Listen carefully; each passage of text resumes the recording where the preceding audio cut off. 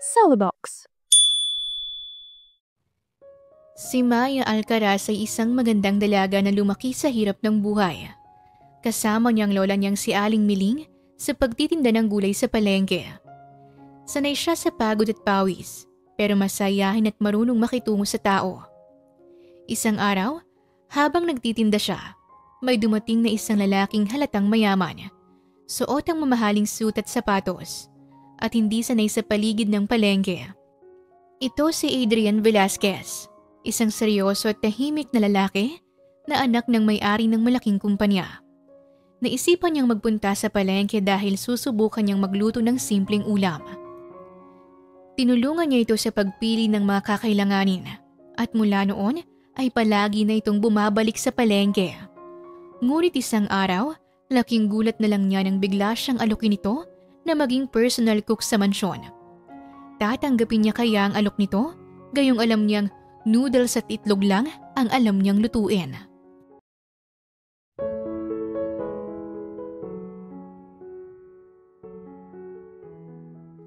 Gulay! Gulay kayo dyan! Lahat ng gulay namin ay fresh na fresh! Sigaw ni Maya. Gamit ang kanyang braso, pinunasan niya ang kanyang noo na mamawis na. Kahit basa na ang kanyang damit dahil sa pawis, hindi nakakabawas yon sa kanyang kagandahan.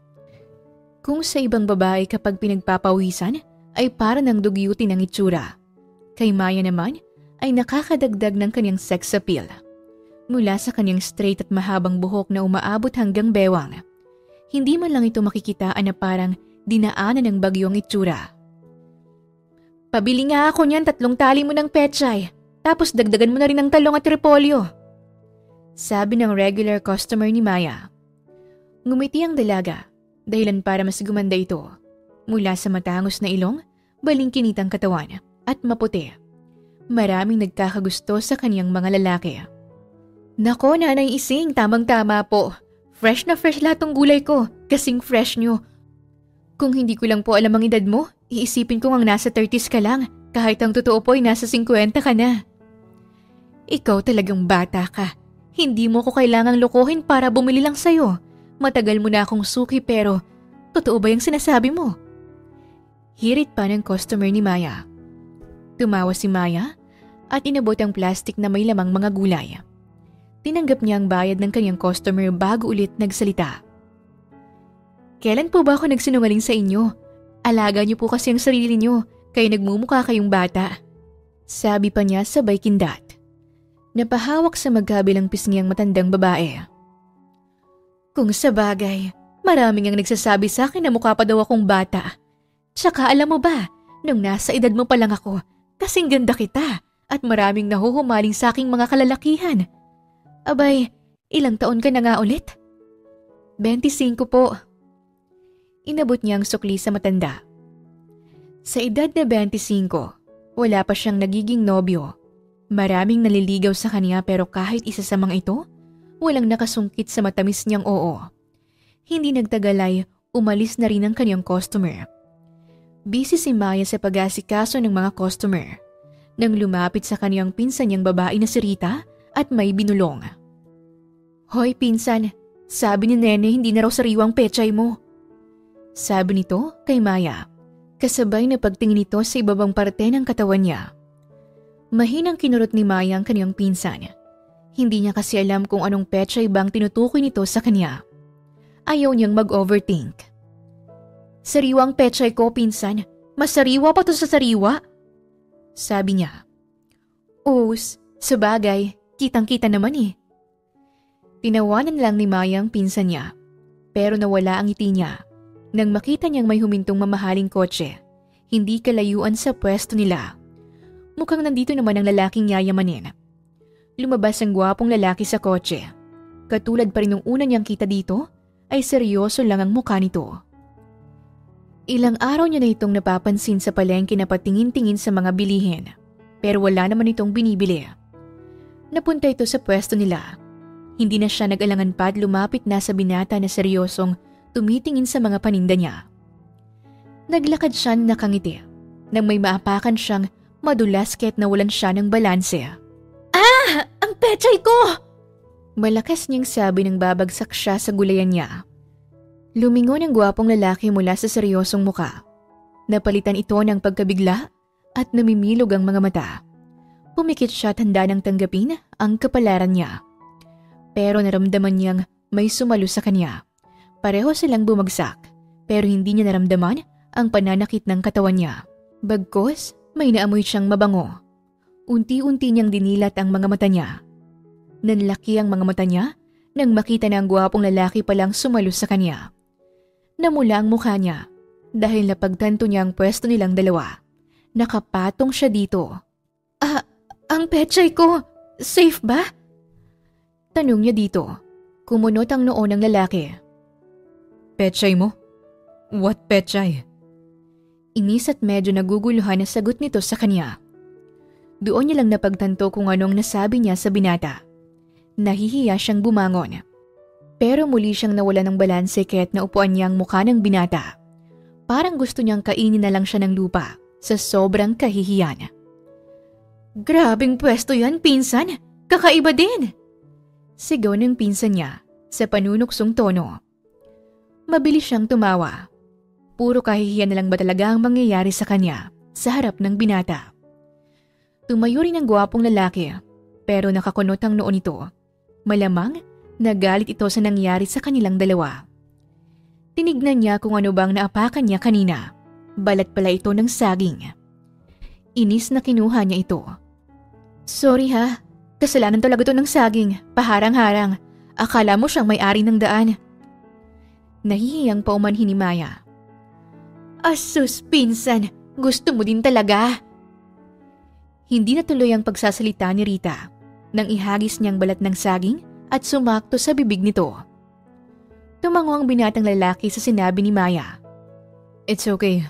Are you okay? Wala namang bang masakit sa'yo? Ang pechay mo, ayos lang ba?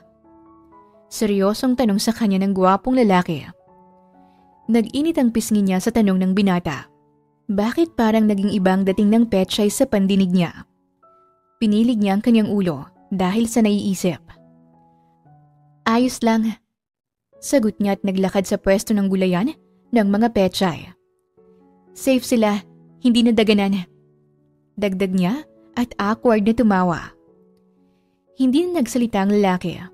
Tumango lang ito sa kanya at tumalikod na para umalis. Pero tinawag niya ito.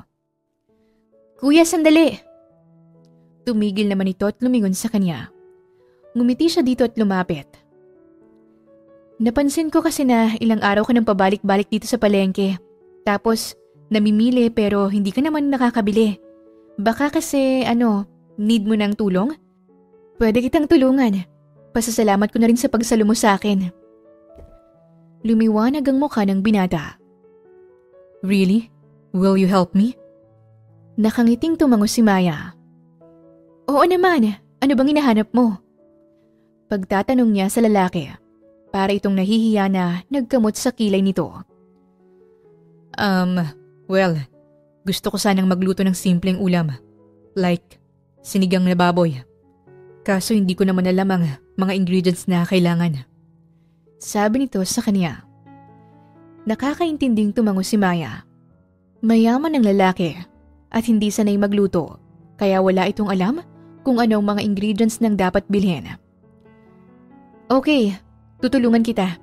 Halika, bibilhin natin ang mga sahog na kailangan mo sa pagluluto mo. Masayang sabi niya. Pumunta sila sa pwesto niya sa mga paninda. Kinuha ni Maya ang bawang, sibuyas at kangkong, tsaka pinakita sa lalaki na nakatingin din sa mga kinuha niya. Una, hindi ka pwedeng mag-umpisa sa pagluluto ng sinigang na baboy kung wala ang mga to. Kalimutan mo ng mga kahihiyan kong nangyari kanina. Wag lang to. Sabi niya. At pinakita sa lalaki ang mga kinuha niya. Ang tawag dito ay bawang, okay? Bawang. Pagtuturo niya. Pagkatapos kinuha naman niyang sibuyas. Siyempre hindi pwedeng mawala ang kapartner niyang sibuyas. Malungkot si bawang kapag wala to. Ang tawag dito ay sibuyas. Sibuyas. Sabi niya at parang bata na tinuturuan ng lalaki na ng mga sandaling yon ay nakakunot ang noo. Alright, miss. Hindi ko marunong magluto pero hindi ibig sabihin nun. Hindi ko alam ang mga tawag dyan. Umiiling na sabi ng binata kay Maya. Nakaramdam ng pagkapahiya si Maya. Para ata siyang naging OA sa part na yon. Para matago ang hiya, tumatawa niyang tinulak si Adrian na muntik pang ma-out of balance dahil sa hindi nito inaasahang pagtulak sa kanya ni Maya. Ano ka ba? Ang sungit mo. May regla ka ba? Siyempre binibiro lang kita. Alin yung may regla ako? Sabi nito sa kanya. Saglit na, tinitigan ni Maya si Adrian tsaka tumawa ng malakas. Sa sobrang lakas, pinagtitinginan sila ng mga mamimili. And for the first time, nakita niyang ngumiti ang lalaki. Natigilan pa si Maya dahil sa ngiti nito. Ayan, marunong ka naman palang ngumiti. Mas lalo kang gumagwapo kapag nakangiti. Pinagpatuloy nila ang pamimili sa mga ingredients na kailangan ni Adrian sa pagluluto. Habang tinuturo niya sa binata ang mga dapat bilhin, ay nahahaluan na rin ng mga kwentuhan. Doon niya rin nakita na hindi naman talaga masungit si Adrian. Hindi lang talaga ito palangiting tao at hindi sanay makisalamuha sa ibang tao. Hindi nagtagal, natapos din sila sa pamamalengke at pauwi na rin ng binata. Kapwa sila nakangiti sa isa't isa. I'm leaving. Thank you for helping, miss. Sabi ni Adrian kay Maya. Maya ang name ko. Nakangiting inabot niya ang kamay sa binata. Adrian. Inabot ni Adrian ang pakikipag-shake hand ni Maya. Bahagya pang nagulat si Maya dahil para bang nakuryente siya sa pagdampi ng kamay nilang dalawa. Tinignan niya ang poste na malapit sa kanila. Baka kasi mamaya may sirang wire tapos yung spark na nararamdaman niya ay galing na pala sa sirang poste. Alright, thanks again for helping me, Maya. Umalis na si Adrian habang nakatingin pa rin siya sa kalsada. Napapitlag siya ng may magsalita sa gilid niya. Pigilan mo puso mo, pinsan. Talo ka dyan. Mabangong pera yan. Tapos ikaw tae lang. Nandidiri niyang tinignan si Rita. Pwede ba? Sa ating dalawa ikaw ang mas mukhang tae. Magsalamin ka. Parang hindi ka aware eh. Pambabara niya. Ang bad mo. Kunin ka na sana ni Lord. Sabi nito sa kanya. Kaya tinawanan niya lang ito. Buong maghapon ay lutang siya. Paulit-ulit bumabalik sa isipan niya ang gwapong mukha ng lalaki. Ano ba naman yung mga paninda niyo? Ang papangit! Inis na sabi ng customer. Sabay pabagsak na nilagay ang gulay na hawak nito. Thank you. Lutang na sagot ni Maya dito. Nabalik siya sa realidad nang batukan siya ni Rita. Iritang-irita ito sa kanya. Hoy, nilait ng paninda mo, thank you pa rin? Kapag ba minura ka ng customer, ganyan pa rin ang magiging sagot mo? Umayos ka nga, lutang ka, nagayuma ka ba? Hindi no, tsaka sinong lutang? Walang lutang rito. Pagtatanggi ni Maya, pinaningkitan siya ng mata ng kaniyang pinsan. Anong hindi? Gusto mo bigyan kita ng salamin para makita mong itsura mo ngayon? Tsaka nakita mong babaeng customer na yun na kuripot? Tinuro ni Rita ang matabang babae na nilait ang gulay na hawak nito sa isang paninda. Tignan mo, nilalait niya rin ang paninda ni Aling Suning. Malamang tinatawaran nito ang gulay, tapos hindi pumayag si Aling Suning. Grabe, kung makapanglait akala mo hindi balyena. Ano ka ba? Hindi maiiwasan ang mga ganyang customers. Ikaw na lang ang mag-adjust. Sabi na lang ni Maya sa pinsan niyang any moment ay sasabog na sa ines. Nagtaka siya nang may pumaradang mamahaling kotse. Hindi siya pwedeng magkamali. Alam niyang sasakyan yon ni Adrian. Biglang bumilis ang tibok ng puso niya nang makita na bumaba ng kotse ang lalaki. Tumingin ito sa direksyon niya, kaya bahagya pa siyang nagulat. Si Sir Pogi yan, diba? Yung inupuan mo sa muka? Sabi ni Rita sa kanya at kinakalabit pa siya. Nakangiwi niyang nilingon ang pinsan niya. Naupuan, Rita, hindi inupuan, magkaiba yun. Sabi niya dito. Nakalapit na sa kanila si Adrian. Kaya napakurap siya ng mata, lalo na nang bahagyang ngumiti ito sa kanya. Hi, I'm here again. Bumalik ako dito kasi gusto sana kitang alokin maging personal chef ko. Sabi ni Adrian sa kanya. Tumawa ng malakas si Rita, kaya nakasimangot itong pinandilatan siya ng mata. Buti na lang ay tumahimik ito at pinagtuon ng pansin ang paninda nila. Ano kasi Sir Adrian, hindi kayo nabibigla ka lang? Hindi ako marunong magluto eh. Itlog, noodles, hotdog at sanglang lang kaya kong lutuin. Nahihiya niyang pag-amin rito. It's okay, as long na luto mo. Diretsong sagot nito sa kanya. Saglit siyang natigilan sa naging sagot nito sa kanya. Pwedeng pag-isipan? Parang biglaan kasi eh. Sure. Tomorrow, gusto kong malaman ang magiging desisyon mo. Hindi nakapagsalita si Maya sa sinabi ni Adrian. Hanggang sa makaalis na ito ay hindi pa rin siya nakaimik. Pumayag nga itong mag-isip siya. Pero bukas naman agad ang sagot.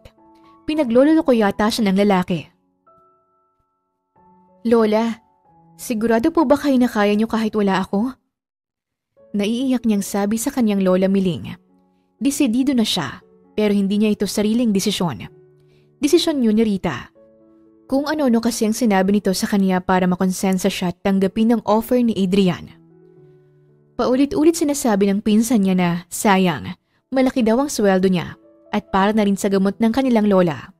Dahil may pagkamartir siya sa buhay, ayun, nauto naman siya.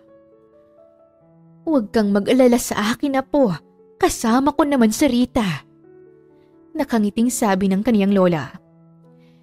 Lola, yun na nga po yung inaalala ko eh. Kasama niyo si Rita. Bigla siyang binato ng chichirya ng pinsan niya. Tumama sa noo niya. Kinuha niya yung chichirya sa sahig, tsaka hinipan at kinain. Puro ka reklamo, Maya.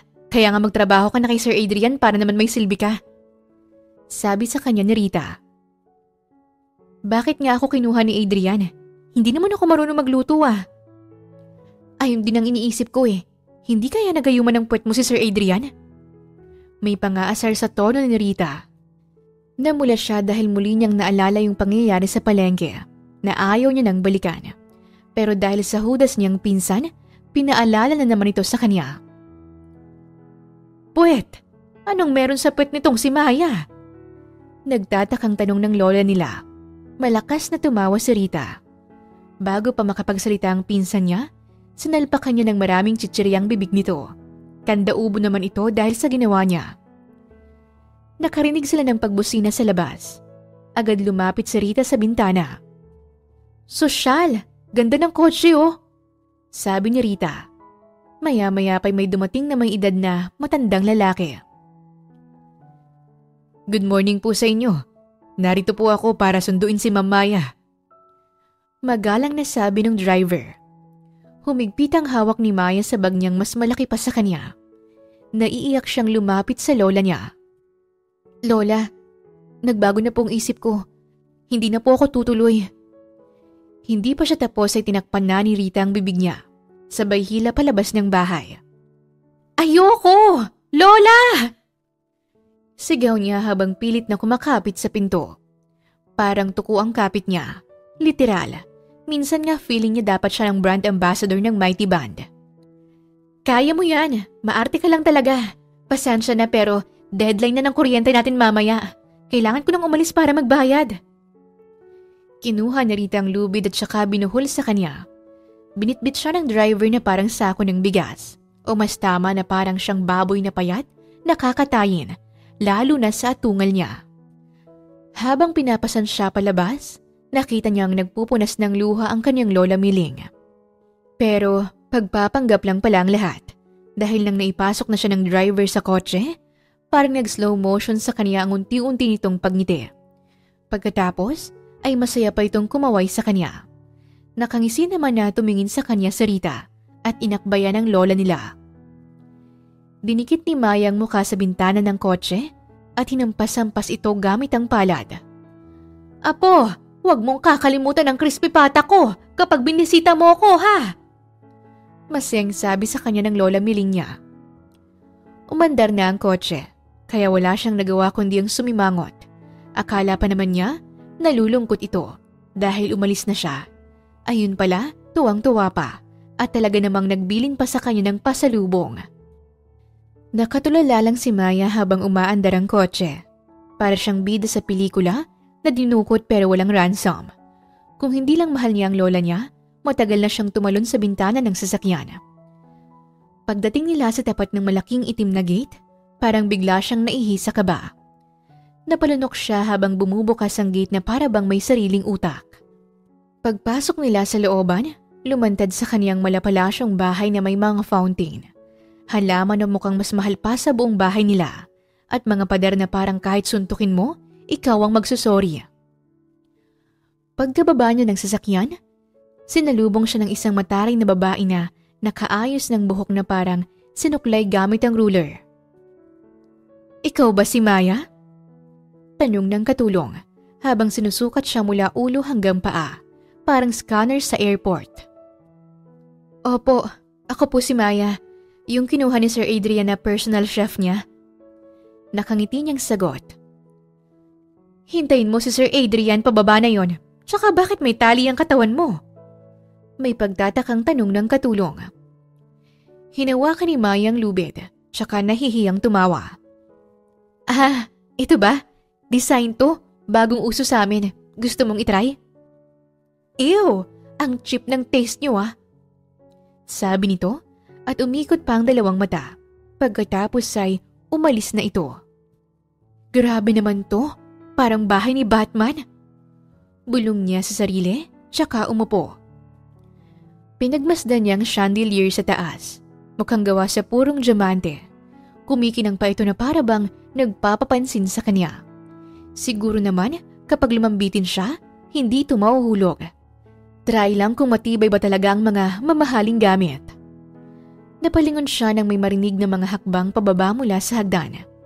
Si Adrian, mukha pa rin itong suplado, matangkad, nakaitim na polo na parang laging bagong plancha, at ang buhok nito ay parang sinuklay gamit ang mismong daliri ng hangin. Effortlessly neat. Nagtagpo ang kanilang mga mata. Bahagyang tumigil ang pag-ikot ng mundo niya. Maya. Tawag nito sa kanya. Hi, Sir Adrian. Pinilit niyang ngumiti kahit medyo nakakahiya ang ayos niya.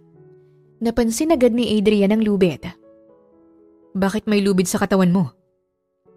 Ah, ito? Accessory lang po. Pampaswerte, pangontra sa multo, hold-upper at mga boss na masungit. Sabay tawa niya ng pilit. Humanda talaga si Rita kapag nakauwi siya. Ilalagay niya ito sa sako tapos itatapon sa ilog Pasig. Tinakot ka ba ni Clara? Tanong nito sa kanya. Bagamat seryoso ang boses ni Adrian, nahimigan niya ang tono nito sa pagbibiro kaya't sinakyan niya rin. Konti lang po, mga 95%. Umiling si Adrian at lumapit sa kanya. Kinuha nito ang dulo ng lubid at mabilis na tinanggal ang buhol sa bewang niya. Napatigil si Maya. Ang init ng kamay nito kahit malamig ang paligid. Wala ka na sa lugar niyo. Hindi mo na kailangan ng tali. Sayang, bagay pa naman sa outfit ko. Wala kang uniform. Magsimula ka bukas. Pero ngayon, ipapakilala kita sa mga tao sa bahay at sa trabaho mo. Tumango si Maya. Bilang personal chef ko, gusto kong maayos ka, mabilis kumilos, at hindi madaldal. Opo, susubukan ko po yung huling part. Tumatango niyang sabi. Tinignan siya ni Adrian na nakakunot ang noo. Yung hindi madaldal? Sabi ni Adrian.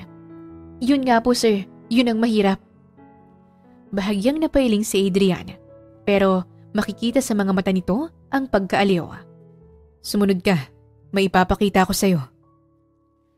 Habang naglalakad si Adrian papunta sa kusina, sumunod si Maya habang bumubulong sa sarili.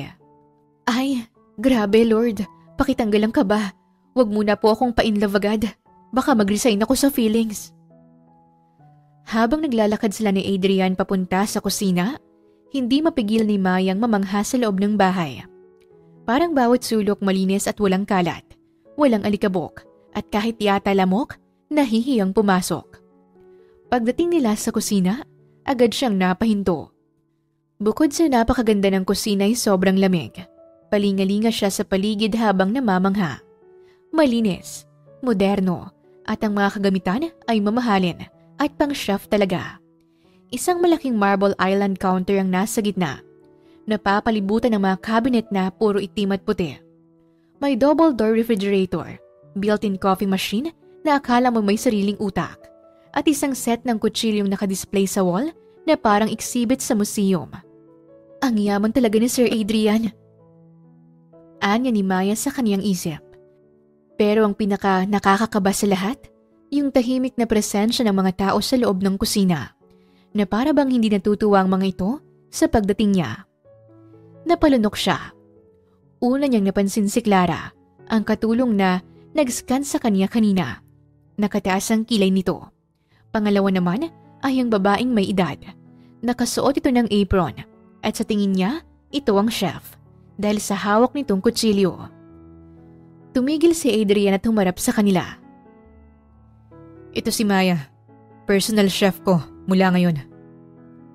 Napakunot ang noo ni Clara at ng ibang mga katulong. Yung chef naman hindi nag-react pero ramdam ni Maya ang malamig na hangin galing sa tingin nito. Starting tomorrow, siya nang magluluto ng agahan ko. Be good to her. And turuan niyo siya sa mga dapat niyang malaman, lalo na sa mga ayaw ko. Tumango ang lahat sa sinabi ni Adrian. Tumingin ito sa kanya. Take a rest for now. Sasamahan ka ni Hershey sa magiging kwarto mo. Pagkatapos nung sabihin ni Adrian, ay lumabas na ito sa kusina.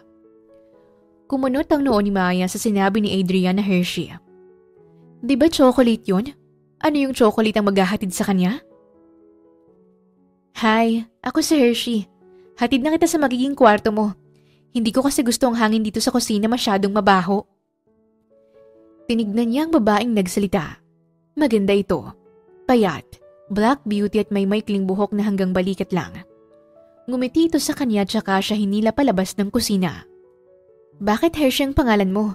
Hindi ka naman chocolate. Tanong ni Maya na ikinatawa ng kasama niya. Ikaw, bakit Maya ang pangalan mo? Hindi ka naman isda ah. Tumatawang tanong nito sa kanya. Kaya nga ako laging nasa palengke eh. Isda ako na nagkatawang tao lang. Pagbibiro niya. Ang lakas ng naging tawa ni Hershey sa naging sagot niya. Akala niya kanina wala siyang makakasundo sa mansyon dahil ramdam niya kanina na ayaw ng mga magiging kasama niya sa kanya. Buti na lang si Hershey, hindi katulad ng kasama nila. Patuloy lang ang pagkukwentuhan nilang dalawa hanggang sa makarating siya sa magiging kwarto niya. Saglit pa silang nag-usap ni Hershey hanggang sa nagpaalam na ito dahil may mga gagawin pa ito. Pagkaalis ni Hershey muling tumahimik ang paligid. Naiwan si Maya sa loob ng kwartong ipinalaan para sa kanya. Hindi ito kalakihan pero malinis, maaliwalas at may malambot na kama na parang niyakap agad ang likod niya nang humiga siya sandali. Sinimulan niya ang pag-aayos ng mga gamit. Matapos mailagay ang huling damit, tumayo siya sa gitna ng kwarto at nagsalita mag-isa. Hindi naman siguro bawal mag-house tour no? Wala namang CCTV dito sa hallway. O baka meron. Sabay lingon sa kisame. Wala naman siyang nakita, kaya dahan-dahan siyang lumabas, parang magnanakaw. Pagbukas niya ng pinto, sinalubong siya ng mahabang hallway na may carpet na mas malambot pa sa paborito niyang kumot. Sa kaliwa, may isang malaking painting ng isang lalaking may hawak na kabayo. Sa kanan, may parang mini library na punong-puno ng libro. Naglakad pa siya at nakitang isang kwarto na may sliding glass door. Pagbukas niya, napansin niyang isang mini office pala. May black leather chair na mukhang hindi nauupuan at mga plaka sa dingding. May isang larawan ni Adrian na nakasuot ng barong at may hawak na award. Lumakad siya ulit. Sa isang bahagi ng bahay, may malaking sala na mukhang hindi pinapasok ng sinuman. Lahat ng upuan kulay puti at kahit isang peraso ng alikabok, wala siyang makitang nakasabit. Naglakad pa siya papunta sa gilid ng hagdan. At napadako siya sa main living room. Mas relax tingnan. May malaking TV, couch na parang niyayakap kagad pag upo mo, at may table na may nakapatong na crystal vase. Dito siguro nanonood ng TV si Sir. Aniya, tapos sinubukang i-on ang remote. Hindi nag-on. Napailing siya. Baka password protected din ng TV dito. Paglingon niya sa likod, may bukas na pinto. Sinilip niya at napanganga. Isang mini gym. May treadmill, weights, punching bag at air purifier. halatang bihirang gamitin. Lumakad pa siya papunta sa isang malaking pintuan na may gold handle. Pagbukas niya, halos malaglag ang panga niya. Isang dining area, pero hindi basta-basta.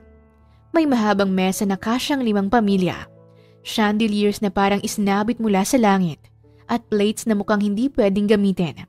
Baka masira lang. Nakasentro ang isang eleganteng flower arrangement na parang galing pa sa garden ng royal family. Napaikot siya sa mesa habang pinapahid ang daliri sa pinakintab na surface. Mula sa dining area, may pinto papuntang veranda. Pagbukas niya ng pintuang salamin mula sa dining area, sinalubong siya ng hangin na may halong amoy ng halaman at lupa. Tumambad sa kanyang isang hardin na parang galing sa lifestyle magazine. May neatly trimmed na mga damo, namumulaklak na bougainvillea, at isang maliit na fountain sa gitna na may lumulundag na tubig. Pero hindi yun ang agad na nakakuha ng pansin niya. Nasa bandang gilid ng garden, may lalaking nakatalikod. Nakasuot lang ito ng puting sando na basa na sa pawis, habang abala sa pagdidilig ng mga halaman. Medyo may pagkatandang balat, broad ang balikat, at bawat hagod ng hose ay sumasabay ang paggalaw ng muscles niya sa braso. Grabe, ang ganda ng view. Bulong ni Maya sa sarili. Hindi na napigilang mapatitig. Napasandal siya sa poste ng veranda habang palihim siyang nanunood. Hindi niya alam kung sa init ba ng araw o sa init ng abs ng lalaki siya pinagpapawisan. Napakagatlabi siya. Are you enjoying the view? Mula sa likod niya ay may boses ng lalaki ang nagsalita. Dahil ang buong atensyon niya ay nasa gwapong hardinero, hindi niya pinansin ang boses na yon. At sinagot niya pa ito. Oo, ito ang wala sa palengke namin eh. Mga syokoy kasi ang nandun. Bahagyang tinagilid pa ni Maya ang ulo niya, lalo na nung maligo ang gwapong hardinero sa hose. Mas bumakatuloy ang abs nito, kaya para siyang aso na naglalaway. Nang laki ang mata niya nang humarang si Adrian. Masama ang tingin nito sa kanya habang nakapamewang. Sa tingin ko, dapat na kitang ibalik sa inyo. Para mga syokoy na lang ulit ang mga makikita mo. May pagbabanta sa tono ni Adrian. Napalunok siya. Para kasi siyang bata na nahuli ng kanyang tatay na kumikiringking. Hindi siya agad nakaimik kaya muling nagsalita si Adrian. Hindi naman po ako tumitingin. Nauutal niyang sabi habang umiiwas ng tingin. Hindi? So kausap mo yung halaman? Tanong ni Adrian. Walang pagbabago sa seryosong tono pero halatang pinipigil ang ngiti. Hindi po. Actually, tinitignan ko lang yung design ng garden. Ang ganda eh. Hindi umimik si Adrian, pero ang tingin nito sa kanya ay hindi naaalis. Habang si Maya, gusto nang matunaw. Pero bago pa siya tuluyang mapahiya, narinig niyang bumuntong hininga ito. Si Eric, hardinero namin. Magaling siya sa landscaping. Pero sa tingin ko, hindi yun ang pinagmamasdan mo. Sir, mali ka. Hindi abs yung tinitingnan ko. Napakunot noo si Adriana. Wala naman akong sinasabi. Hypothetical lang po yun. Hindi na nakatiis si Adriana. Napailing at sabay talikod. Pero bago siya pumasok sa loob, nagsalita pa ito. Bukas, 6:00 ng umaga, nasa kusina ka na. Opo, maaga pa lang po gigising na ako. Gigising ako ng mas maaga pa sa manok. Ako mismo ang magtitilaok. Why would you do that? You're not even a chicken. Seryoso pa rin ang tono nito. Pero sa gilid ng labi, nandun na naman ang mabilis at halos hindi makita ng ngiti. Tumango si Maya. Sa bagay, hindi naman tumitilaok ang isda.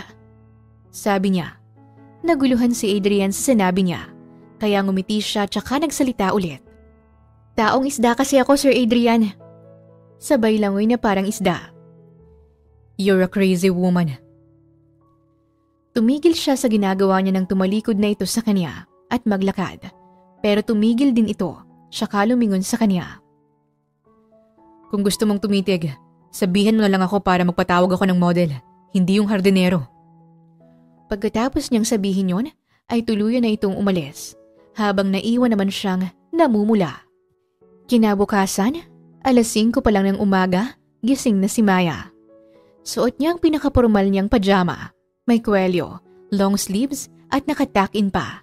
Habang nakatayo sa harap ng salamin, pinapractice niya ang good morning smile niya. Gusto niya kasi kapag magkita sila ni Adrian, mahahawa ito sa ngiti niya. Yun bang parang magnet ang ngiti niya na hindi kayang isnabin. Good morning, Sir Adrian. Kape po. Gusto niyo po ako na lang ang painitin? Napakunot noo siya sa sarili. Parang mali yun. Huminga siya ng malalim. Tumakbo na siya papuntang kusina pero pagdating niya roon, hala! Gulat niyang sabi at napataki pa sa bibig niya. Andun na si Adrian, nakatayo sa harap ng coffee machine, nakaitim na sando at jogging pants. Basa pang buhok, seryoso itong naghahalo ng kape. Good morning po, Sir Adrian. Aniya sabay saludo. You're late. 2 minutes. Hala, 6:00 pa lang. Exactly. You should be here at 5:58. Prepared, not panting. Ang strikto naman. Aniya sa sarili. And don't wear that to my kitchen. Po? You look like you're about to attend a pajama board meeting. Magpalit ka. Something breathable. Hindi yan. Hindi ka matutulog sa kusina. Magluluto ka. Ngumuso si Maya. Masyado pang maaga pero ang init na agad ng ulo ni Adrian. Sir, daig mo pa po ang babaeng may regla kung magsungit? Sabi niya dito. Pumunta siya sa ref. Magluluto siya. Baka kasi kaya mainit ang ulo ng sir niya dahil gutom na ito. Maya, I'm warning you. Hindi ako nakikipaglokohan sa'yo. May pagbabanta sa tono ni Adrian. Humarap siya dito at ngumiti. Anong gusto mong lutuin ko, sir? Yung prito lang Sabi niya rito. Bakit kapag ba mag-suggest ako, kaya mong lutuin? Sabi ko nga po, itlog, hotdog at siningag lang ang lulutuin ko. Pero pagharap niya sa kalan, napako siya. Saan po ang switch ng kalan niyo, sir? High-tech kasi. Gas stove yan. Iikot mo. Seryoso nitong sabi. Tinuro pa nito kung paano gagawin. Napangiti siya ng bahagya. Ang sungit ni Sir Adrian pero mas lalo siyang nagiging gwapo. Habang abala siya sa paghiwa ng garlic, naramdaman niya ang titig ni Adrian. Maya. Po. Bakit ka naluluha? Hindi naman yun sibuyas. Pagtatakang tanong nito sa kanya. Kasi alam kong malungkot si Bawang dahil wala si sibuyas. Di ba nga sabi ko sa'yo, laging magka-partner si sibuyas at bawang. Sagot niya. Umiling-iling na lang sa kanya si Adrian at hindi na ito umimik pa. Habang niluluto ni Maya ang bawang, sinulyapan niya si Adrian na umiinom ng kape sa dining table. Tahimik at parang laging nag-iisip ng problema ng buong barangay. Nagprito siya ng itlog at hotdog, tapos ay sinimulan na rin niya ang fried rice. Pagkalipas ng ilang minuto, lumapit siya kay Adrian. May hawak na plato. Sir Adrian, ito na po ang almusal. Gawa sa puso at bawang. Masarap yan. Pagyayabang niya. Let's see. I hope I don't end up in the hospital after eating this. Tinikman ni Adrian ang sinangag. Napakurap ito. Hindi mabasa ni Maya kung anong itsurang meron si Adrian. Dahil sa bawat pagsubo nito sa pagkain, pabago-bago ito ng emosyon. Sa sobrang sarap ng luto ko, hindi ka na nakapagsalita. Mayabang niyang sabi. Tumango ito. This is not bad. Wow, compliment po ba yan? Hindi rin insulto. So yes. Umupo si Maya sa tapat niya, parang estudyanteng pinuri ng prinsipal. Habang kumakain si Adrian, hindi niya maiwasang tumitik. Guwapo talaga ang lalaki, kaso hindi marunong ngumiti. Laging seryoso, tahimik at masungit. Stop staring. Sorry po. Nahihiyang sagot niya. Hindi na ito sumagot. Umiling lang pero nakita ni Maya ang bahagyang pag-angat ng sulok ng labi nito. Nang matapos kumain si Adrian, ay umalis na rin ito para magtrabaho, habang naiwan siya sa kusina para maghugas. Good morning! Bati ni Hershey nang pumasok ito sa kusina. Good morning din sa'yo. Gusto mo bang kumain? May natira pa sa food na niluto ko kay Sir Adrian. sabi niya at nagpunas na ng kamay sa apron niyang suot. Kumuha ng plato sa Hershey at umupo na.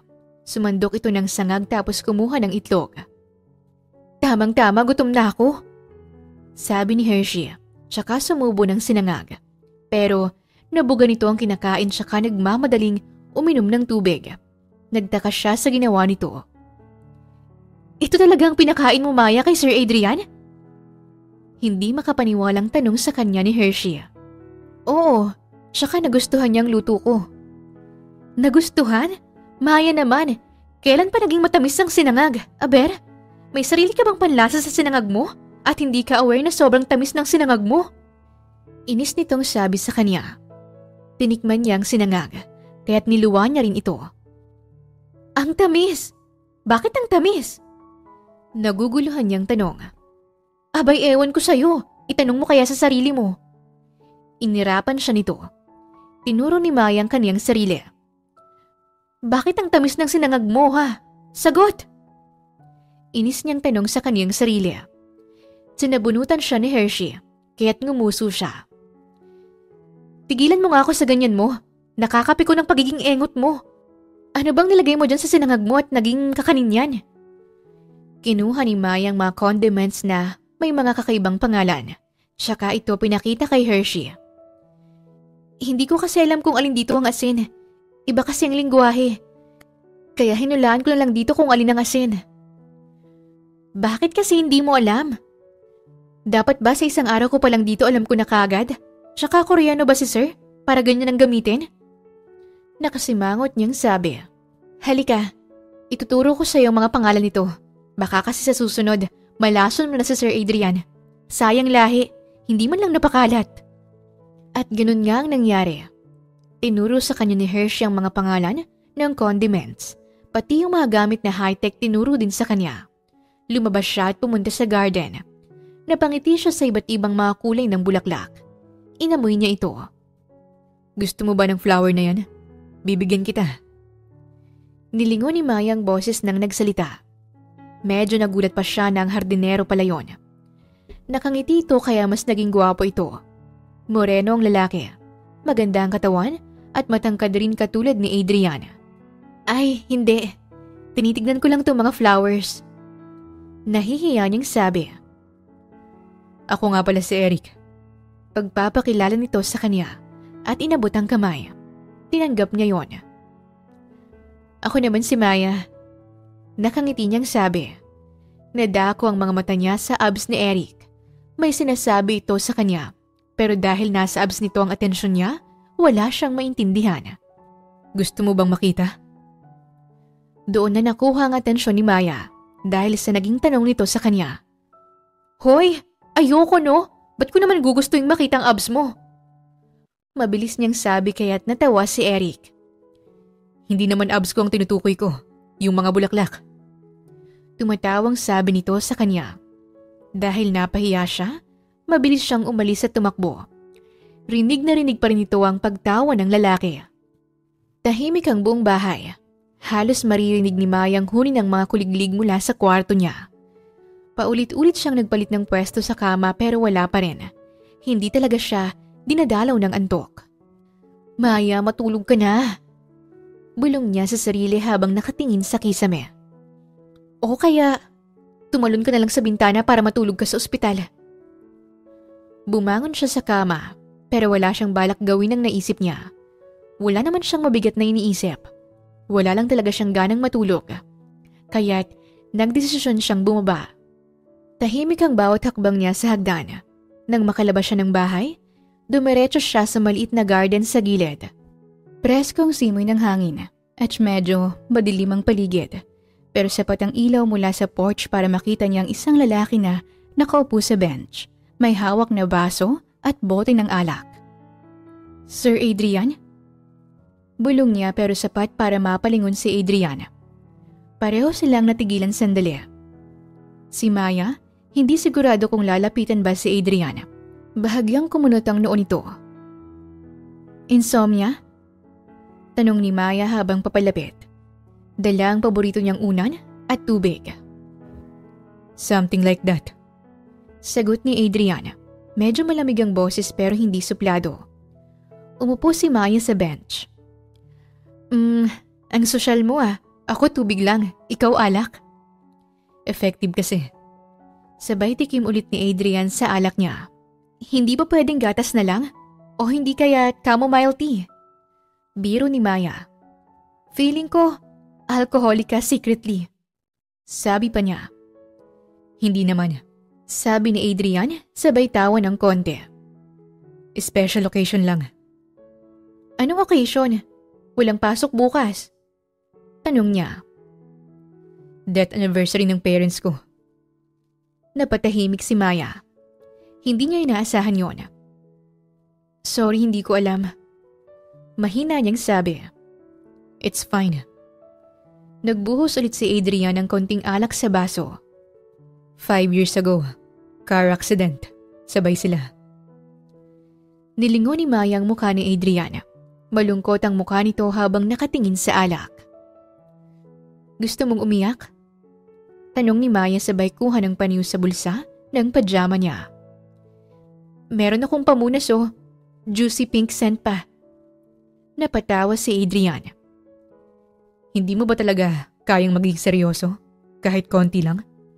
Marunong. Pero sa'yo ang gawin na to. Ikaw muna. Biro niya. Muling natawa si Adrian. Halatang nag-i-enjoy itong kausap siya. Hindi katulad kanina na bagsak ang mga balikat nito. Salamat. Sabi pa ni Adrian. Sa pabiro kong simpatya? Sa pagupo rito, kahit ang ingay mo. Nax, nagpapasalamat ka na. Sapi na ba ng alak yan? Pangaasar niya. Hindi ah. We, nalalasing ka na eh. Tingnan mo nga namumula ka na oh. Sabay pindot niya sa pisngi nito. I'm not. Iniwas pa nito ang mukha niya. Aminin mo na kasi. Huwag ka nang mahiya, ako lang to. Ang isdang naging tao. Muli itong ngumiti sa sinabi niya. Tahimik ulit saglit hanggang sa marinig ni Maya ang mahinang buntong hininga ni Adriana. Hindi man lang ako nakapagpaalam sa kanila. Biglang sabi ni Adriana. May meeting ako nun.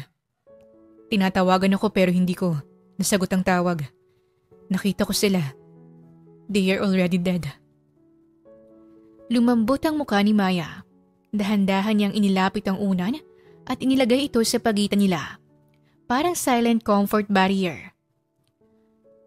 Alam mo, kung may time machine lang ako, papalitan kong schedule mo nung araw na yon. Gagawin kong family day. Ngumiti si Adrian, pero may bakas ng sakit. Wala na rin akong magagawa doon. Tinanggap ko na lang na may mga bagay talagang hindi natin kontrolado. Pero may mga bagay kang kontrolado. Tulad ng kung ilang shot ang iinumin mo ngayon at kung ilang kakulitan pa ang kakayanin mo sa akin bago ka sumuko. Gusto niyang maging magaan lang ang mood ni Adriana. Hindi siya sanay na ganito ito ka-down. Mas gugustuhin niya pa na makita itong araw-araw na nagsusungit kesa naman ganito ito kalungkot. Nalulungkot rin siya. I don't think so. Nasasanay na ako sa pagiging makulit mo. Nag-isip si Maya ng mabilis. Alam mo ba kung anong masarap kapag mainit ang gabi? Ano? Yung yakap mo. Pero kung wala ka, aircon na lang. Napatigil si Adriana, sabay tingin kay Maya. Bakit parang ikaw ang nakainom? Umiiling na sabi nito, kaya't napahagikik siya. May isa pa. That's enough. You're talking nonsense. Pagtanggi ni Adriana. Sige na. Pangungulit niya pa. Maya. May pagbabanta sa tono nito. Sige na kasi. Tinusok niya ito sa tagiliran kaya't napaigtad ito. What is it? Napipilitan itong sabi. Alam mo, Sir Adrian, may gusto akong subukan. Ano na namang kalokohan yan? Gusto kong matulog sa kama mo. Natigilan si Adrian, tsaka umiwas ng tingin. Baliw ka na kung ano nung naiisip mo. Sabi nito sa kanya. Para naman may experience ng kama mo kung anong feeling ng may magandang natutulog doon. Sabi ni Maya tumawa. Corny. Sambit ni Adrian, pero halatang pinipigilan niyang tawa. Napangiti siya. At least masaya na ito. Pero effective. Kita ko, nanginginig yung ilong mo sa pagpigil. Tumawa si Adrian. Mukha ngang masaya ito na kasama siya. Muli silang tumahimik pero hindi yun awkward. Wala nang alak sa baso ni Adrian. Sumandal si Maya sa unan. Mas relax na rin ang atmosphere. Alam mo, biglang sambit ni Adrian. Mabuti na lang lumabas ka. Dahil? Mas okay pa lang may kausap kesa ka-cheers lang ay bote. Minsan lang ako maging okay kausap pa, sulitin mo na. Nakangiting sagot niya. Sulit naman. Tahimik ulit hanggang sa naramdaman na ni Maya ang antok. Bahagyang bumagsak ang ulo niya. Pumikit siya. Talagang dito ka pa nakatulog. Bulong ni Adrian. Thank you for making me happy this night. Tuloy na siyang napasandal sa balikat ni Adrian. Akala niya ay aalis nito ang ulo niya, pero hinayaan lang nito sa ganoong posisyon. Tiningnan ni Adrian ang katahimikan ng hardin at sa unang pagkakataon sa matagal na panahon, pakiramdam niya hindi siya nag-iisa. Nagising si Maya dahil sa mga huni ng mga ibon at kakaibang lamig na parabang natutulog siya sa labas. Labas? Dinilat niya ang kaniyang mga mata at gano'n na lang ang panlalaki ng mga mata niya dahil nakasandal ang ulo niya sa balikat ni Adrian. Dahan-dahan niyang inalis ang ulo niya, maingat para hindi magising ang lalaki. Mabilis siyang tumayo at pumasok sa loob. Dumiretso siya sa kwarto niya pagkatapos ay naligo. Naalala niya ang masayang nangyari kagabi. Talagang nag-enjoy siyang kausap si Adrian. Humarap siya sa salamin. Nakangiti. Hinawakan niya ang puso niyang may kakaibang tibok. Nasa kusina si Maya at nagtitimpla ng gatas. Nang pumasok si Hershey na may kakaibang ngiti sa kanya. Good morning! Ang ganda siguro ng gising mo ngayon. Sabi sa kanya nito. Ngumiti siya. Oo naman. Sagot niya at uminom ng gatas. Sa bagay, ikaw ba naman ang matulog kasama si Sir Adrian? Talagang gaganda ang gising mo. Nabuga niya ang iniinom tsaka nanlaki ang mga matang tumingin kay Hershey, na ngayon ay nakangisi na sa kanya. Tumingin-tingin siya sa paligid at hindi lang kaibigan. Huwag kang maingay dyan, baka may makarinig sa'yo, tsaka paano mo nalaman? Lumabas kasi ako tapos nakita ko kayo ni Sir Adrian, natutulog sa garden, para kayong lovebirds. Pinigilan niya ang paglabas ng ngiti sa kaniyang labi. Ano ka ba? Walang ibang meaning yun. Malungkot kasi siya kagabi, kaya ayun, sinamahan ko at kinulit. Ay te, ganda-gandahan lang ang peg. Tsaka kasama ba sa trabaho mo ang pasayahin sa Sir Adrian kapag malungkot siya? Malungkot na ngumiti si Maya. Basta, ayokong nakikita siyang malungkot. Mas nalulungkot kasi ako kapag ganun. Umiling-iling si Hershey. Well, sa tingin ko isa lang kayo ng nararamdaman. Naguluhan siya sa sinabi ni Hershey, pero nagkibit balikat ito. Nakita ko si Sir Adrian kanina. Magkasunod lang kayong pumasok. Parang ang baliw yun eh, nakangiting mag-isa. Napaisip tuloy siya sa sinabi ni Hershey. Nasa kusina si Maya, habang nanunood sa YouTube. Balak niya kasing lutuan ng ibang putahe bukas si Adrian. Dahil simula nang pumasok siya sa mansyon, puro itlog na lang ang naluluto niya dito sa breakfast. Ilang luto pa ng itlog, magiging sisiw na ang Sir Adrian niya. Kahit na hindi naman ito nagrereklamo, gusto pa rin niya itong ipagluto ng ibang pagkain. Busy siya sa panunood nang makarinig siya ng boses galing sa likod niya. Tignan mo, Chef Vicky, ang sarap ng buhay ng isa dyan, pa-cellphone lang. Parinig sa kanya ni Clara. Ganyan talaga Clara kapag makapalang muka. Abusado. Parinig din sa kanya ni Chef Vicky. Kahit naiinis dahil naistorbo siya sa panunod niya sa YouTube, ay ngumiti pa rin siya. Ayaw niyang patulan ng mga ito. Para sa kanya, kulang lang ang mga ito sa pansin ni Adrian, pero hindi siya kasama doon. Pasensya na, nanunood kasi ako ng YouTube para sa iluluto ko kay Sir Adrian. Mahinahon niyang sagot. Pakialam namin, Lahat kami dito napapagod kakakilos. Tapos ikaw pa-relax-relax lang? Aba, pare-pareho lang naman tayong empleyado dito ah. Malakas na boses na sabi ni Vicky. Ano bang dapat kong gawin para matulungan kayo? Alangan niyang sabi. Nagkatinginan sina Vicky at Clara. Pagkatapos ay lumabas na ng kusina si Clara. Maya-maya lang ay dumating na ito. Bitbit nito ang isang laundry basket na punong-puno ng labahan. Patulak na binigay ito sa kanya ni Clara, kaya't medyo nawalan siya ng balanse. Ayan, labhan mo yan. Siguraduhin mong malinis ang pagkakalaba mo niyan ha. Kapag ikaw pumalpak sa trabaho mo, lagot ka sa akin. Matapang na sabi ni Clara. Bumuntong hininga si Maya. Para iwas gulo, susundin niya na lang ang gusto ng mga ito. Sige, nasan ba dito yung washing machine? Washing machine? Bakit? Ikaw bang nagbabayad ng kuryente dito? Kamay mo ang gagamitin sa paglalaba. Nanlaki ang mga mata niya sa sinabi ni Vicky. Hindi niya alam kung paano kukontra sa mga ito na hindi sila ma-offend. Ang galing niyo naman. Bakit niyo palalabahin si Maya? Hindi niya namang trabaho yan. Galit na sabi ni Hershey na biglang sumulpot.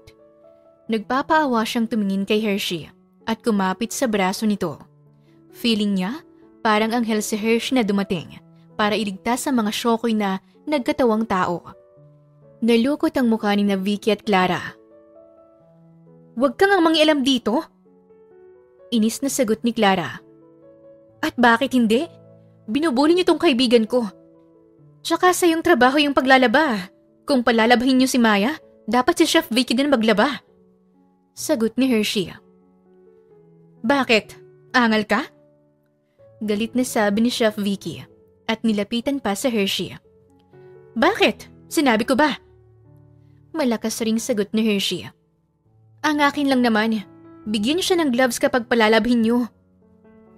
Naging mahinahon na ang boses na Hershey. Tumingin ito sa kanya. Halika na, ituturo ko sa'yo kung saan ka maglalaba. Naiiyak siyang sumunod sa babae. Wala kang kwentang kaibigan, akala ko pa naman ipagtatanggol mo ko. Pabulong at naiiyak niyang sabi dito. Nakita mo bang mukha niya kanina? Para siyang malaking bakulaw na kakain ng tao. Bulong na sagot nito sa kanya. Wala silang nagawa kundi ang magbuntong hininga na lang. Pabagsak na nahiga sa kama si Maya. Kakatapos niya lang maglaba at inabot na siya ng hapon. Tinignan niya ang dalawa niyang kamay na maraming sugat. Mahapdi ang mga ito. Nagpakawala siya ng malakas na buntong hininga tsaka dumiretso ng banyo. Maliligo siya dahil kailangan niyang ipagluto si Adrian ng Lucky Me Chicken na naman. Mabilis na lang siyang naligo. Paglabas niya ng kwarto, napatalon siya sa gulat nang makita si Adrian. Blanko ang mga matang nakatingin sa kanya. Nakasuot pa ito ng business attire at parang kakauwi lang din. Tinignan nito ang kamay niya, kaya mabilis niyang itong itinago, pero kinuha nito ang kamay niya at tinignan. Mas lalong dumilim ang mukha nito nang makita ang mga sugat niya sa kamay. Hindi pa siya nakakapagsalita nang hilahin siya dahil malaking tao si Adrian. Malalaki ang mga hakbang nito, kaya tuloy nakaladkad siya. Nagtaka pa siya nang pumasok sila sa kusina. Nagulat sila Clara at Vicky na kanina lang ay tumatawa. Why did you make her do laundry? Bahagya pa siyang nagulat sa pagsigaw ni Adrian habang namumutla sila Vicky at Clara. Sinubukan niyang kausapin si Adrian. Sir Adrian, ano ka ba? Okay lang yon. Naboring rin kasi ako dito sa mansyon, kaya nag-offer ako sa kanila ng tulong. Sabi niya at pilit na tumawa. Tumingin sa kanya si Adrian.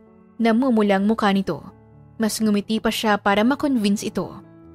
Muling tinignan ng masama ni Adrian ang dalawang babae, kaya hinila niya na ito. I'm letting this one go because of your long service, but don't let it happen again. If it does, you're both fired. Huling sabi ni Adrian bago niya itutuluyang nahila. Nakakalayo na sila nang magsalita siya.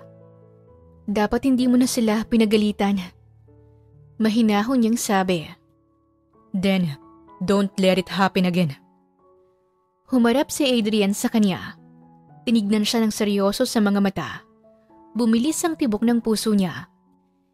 Hindi kita pinapunta dito para saktan o ibuli lang ng iba. No one's allowed to hurt you while you're in my house. Napalunok siya at umiwas ng tingin. Hindi niya kayang sabayan ang titig nitong nakaka-intense. Para siyang nalulunod. Nahihirapan siyang huminga. Sino bang nagsabi sa'yo? Pag-iiba niya ng usapan. Si Hershey. Papasok pa lang ako sa loob ng gate para na siyang nagrarally sa labas na naghihintay sa pagdating ko. Sinabi niya sa akin ang ginawa sa'yo nila Clara at Vicky. Napangiti si Maya. Ang babaeng chocolate na yon, akala niya talaga tumiklop na yon kila Vicky at Clara. Yun pala, may backup plan ito. Kinabukasan, maagang gumising si Maya. Ipagluluto niya ng omelette si Adrian. Nanood kasi siya sa YouTube kung paano magluto ng omelette. Madali lang pala at walang kahirap-hirap. Yon ang akala ni Maya. Pero ilang minuto nang nakalipas pero hanggang ngayon, nakatulala pa rin siya sa itlog. Nakalimutan niya kasi kung paano ulit gawin ang omelette. Nakalimutan niya ang cellphone sa kwarto, kaya hindi niya alam kung paano ang gagawin. Paano nga ulit yun? Mahina niyang bulong sa sarili. Sa huli, ay gumive up na siya. Naisipan niyang gumawa na lang ng pancake. Kanina kasi nakita niya ang pancake. Binasa niya ang likod ng instruction kung paano gawin. At yun nga, masaya niya itong ginawa. Nilagay na ni Maya ang huling pancake na ginawa niya sa platito. Kumuha siya ng honey syrup at nagdrawing sa pancake ng smiling face. Tapos parang ang naging pinakapisngi nito ay nagdrawing siya ng magkabilang heart na maliit. Proud na proud siya sa ginawa niya.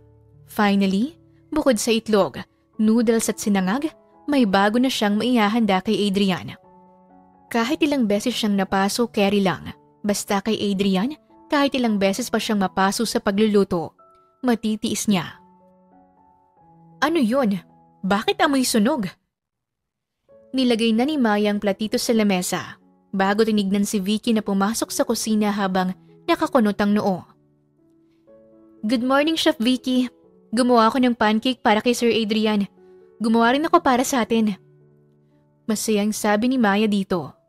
What the? Anong ginawa mo? Galit nitong sabi sa kanya at lumapit sa lababo tsaka hinawakan ng kawali. Nagsayang ka lang ng pagkain. Ayan ang ipapakain mo kay Sir? Wala ka bang utak? Sunog yan. Gusto mo ba siyang magka-cancer? Yumuko si Maya. Pinigilan niyang huwag maluha. Tapos ano to? Ang gulo ng kusina. Iniwan ko tong malinis tapos dadatnan kong marumi? Sabi pa nito. Nagsalita siya. Pasensya na, Chef Vicky. Lilinisin ko naman. Hindi na natapos ang pagpapaliwanag niya nang magsalita ito ulit. Bakit mo kasi pinipilit magluto eh? Hindi ka nga marunong. Bumalik ka na lang sa inyo at magtinda ng gulay. Total mas bagay ka sa palengke, hindi sa kusina. Nainsulto si Maya sa sinabi ni Vicky. Pero kahit gusto niyang sagutin ito, kinagat niya na lamang ng mariin ang kaniyang labi. Saktong pumasok si Adrian. Saglit itong tumingin sa kaniya kaya't pilit siyang ngumiti. Good morning. Nagsubok akong gumawa ng pancake kaso sunog. Sabi niya at dinaan na lang niya sa tawa ang pait na nararamdaman niya. Ipagluluto na lang kita, Sir Adrian. Hindi maganda nakakain kayo ng sunog. Sabi ni Vicky at saglit na tumingin sa kanya. Tsaka siya nito tinignan ng masama. No need. I'll eat this. Sabi ni Adrian at umupo sa lamesa kung saan nakalagay ang pancake. Umalis si Vicky, kaya lumapit si Maya kay Adrian na tahimik lang na kumakain. Hindi niya tuloy alam kung matutuwa ba siya kasi kinain nito ang gawa niya o maaawa dahil pinagtiisan nito ang luto niyang palpak. I like this pancake. Sabi ni Adrian. Pero sunog yan. Masarap pa rin. Lasang pancake. Napairap si Maya sa biro ni Adrian. Malamang, pancake yan eh. Sabi niya kaya't ngumiti ito sa kanya. Para tuloy nagliwanag ang langit dahil nasilaw siya sa ngiti ng lalaki. Sorry ha. Lagi ka nalang kumakain ng mga luto kong palpak.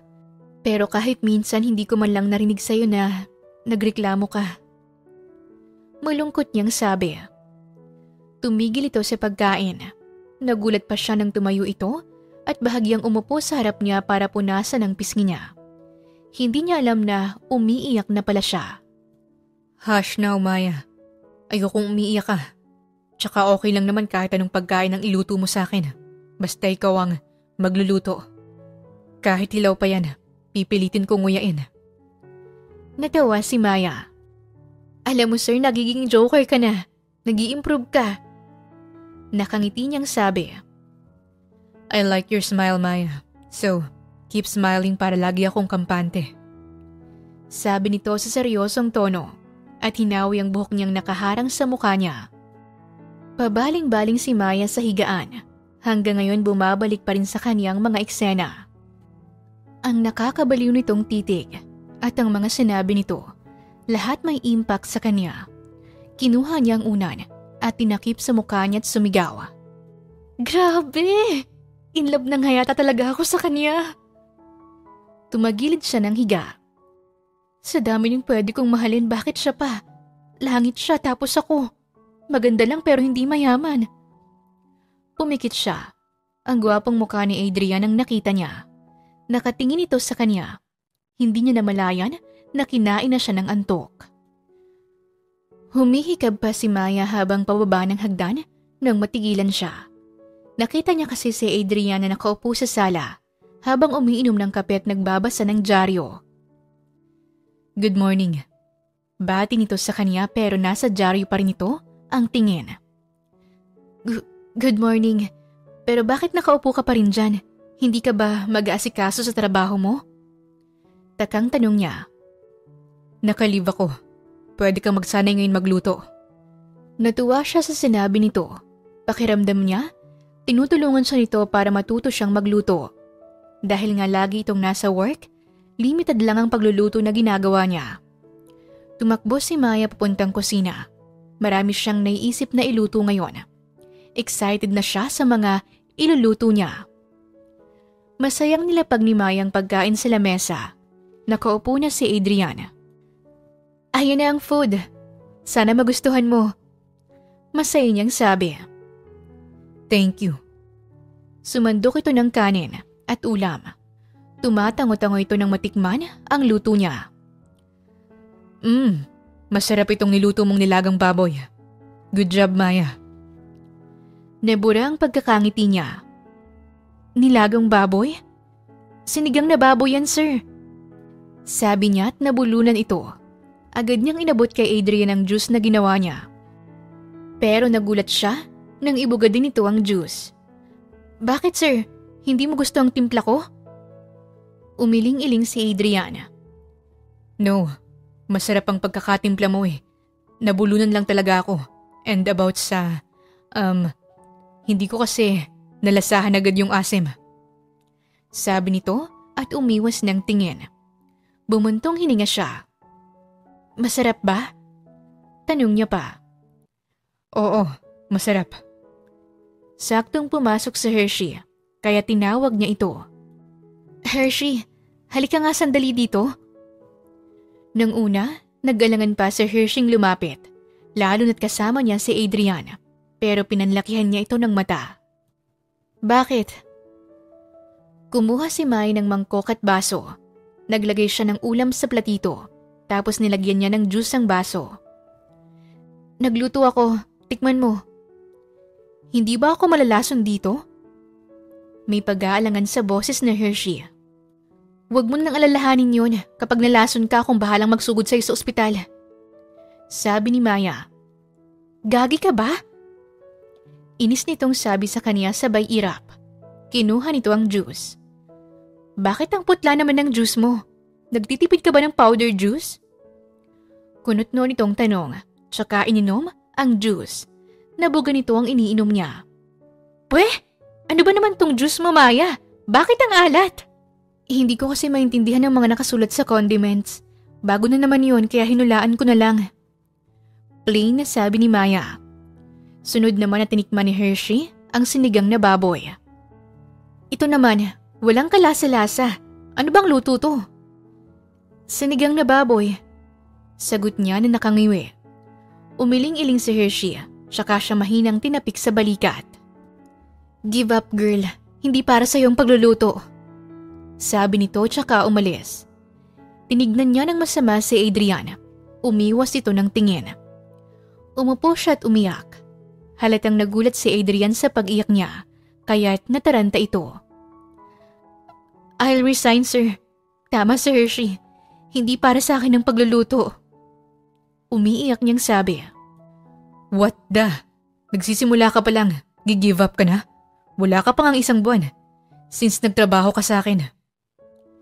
Pinunasan ni Adrian ang luha niya. Ngumuso si Maya.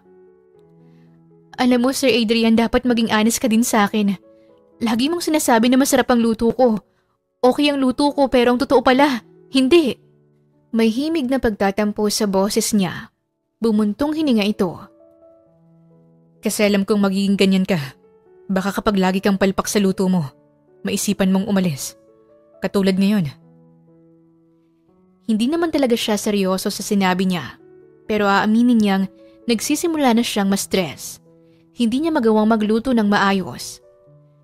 Tinignan ni Maya ng seryoso si Adrian. Gusto ko talagang matutong magluto, sir. Pero para magawa ko yun, kailangan mo akong tulungan. Kailangan ko ang totoong opinion mo sa mga niluluto ko. Para malaman ko kung ano pang dapat kong matutunan. Sabi ni Maya. Saglit na natigilan si Adrian. Tsaka unti-unting sumilay ang ngiti sa labi nito. You're right. Para matuto ka, dapat malaman mo kung saan ka magsisimula. Sagot nito sa kanya. Pareho na silang may ngiti sa labi. Kinabukasan, sa unang araw pa lang ng desisyon ni Maya na matutong magluto, alam na niyang hindi ito magiging madali. Pero buo na ang loob niya. Kailangan niyang matutong magluto hindi lang para sa sarili, kundi para sa mga taong gusto niyang pagsilbihan, lalo na si Adrian. Si Adrian na nasa sala din at nagbabasa ng mga documents nito.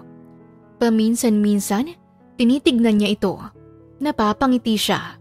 Sa simpleng action kasi nito, alam niyang sinusuportahan siya nito, kahit hindi ito magsalita.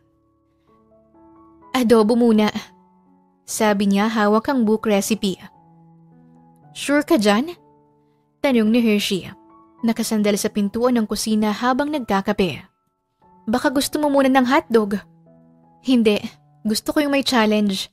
Tsaka alam ko nang lutuin ng hotdog kahit nakapikit. Sagot ni Maya. Talaga ba? Last luto mo sa hotdog bukod sa sunog na nga hilaw pa. At ang nakakainis doon, pinilit mo akong ubusin yun.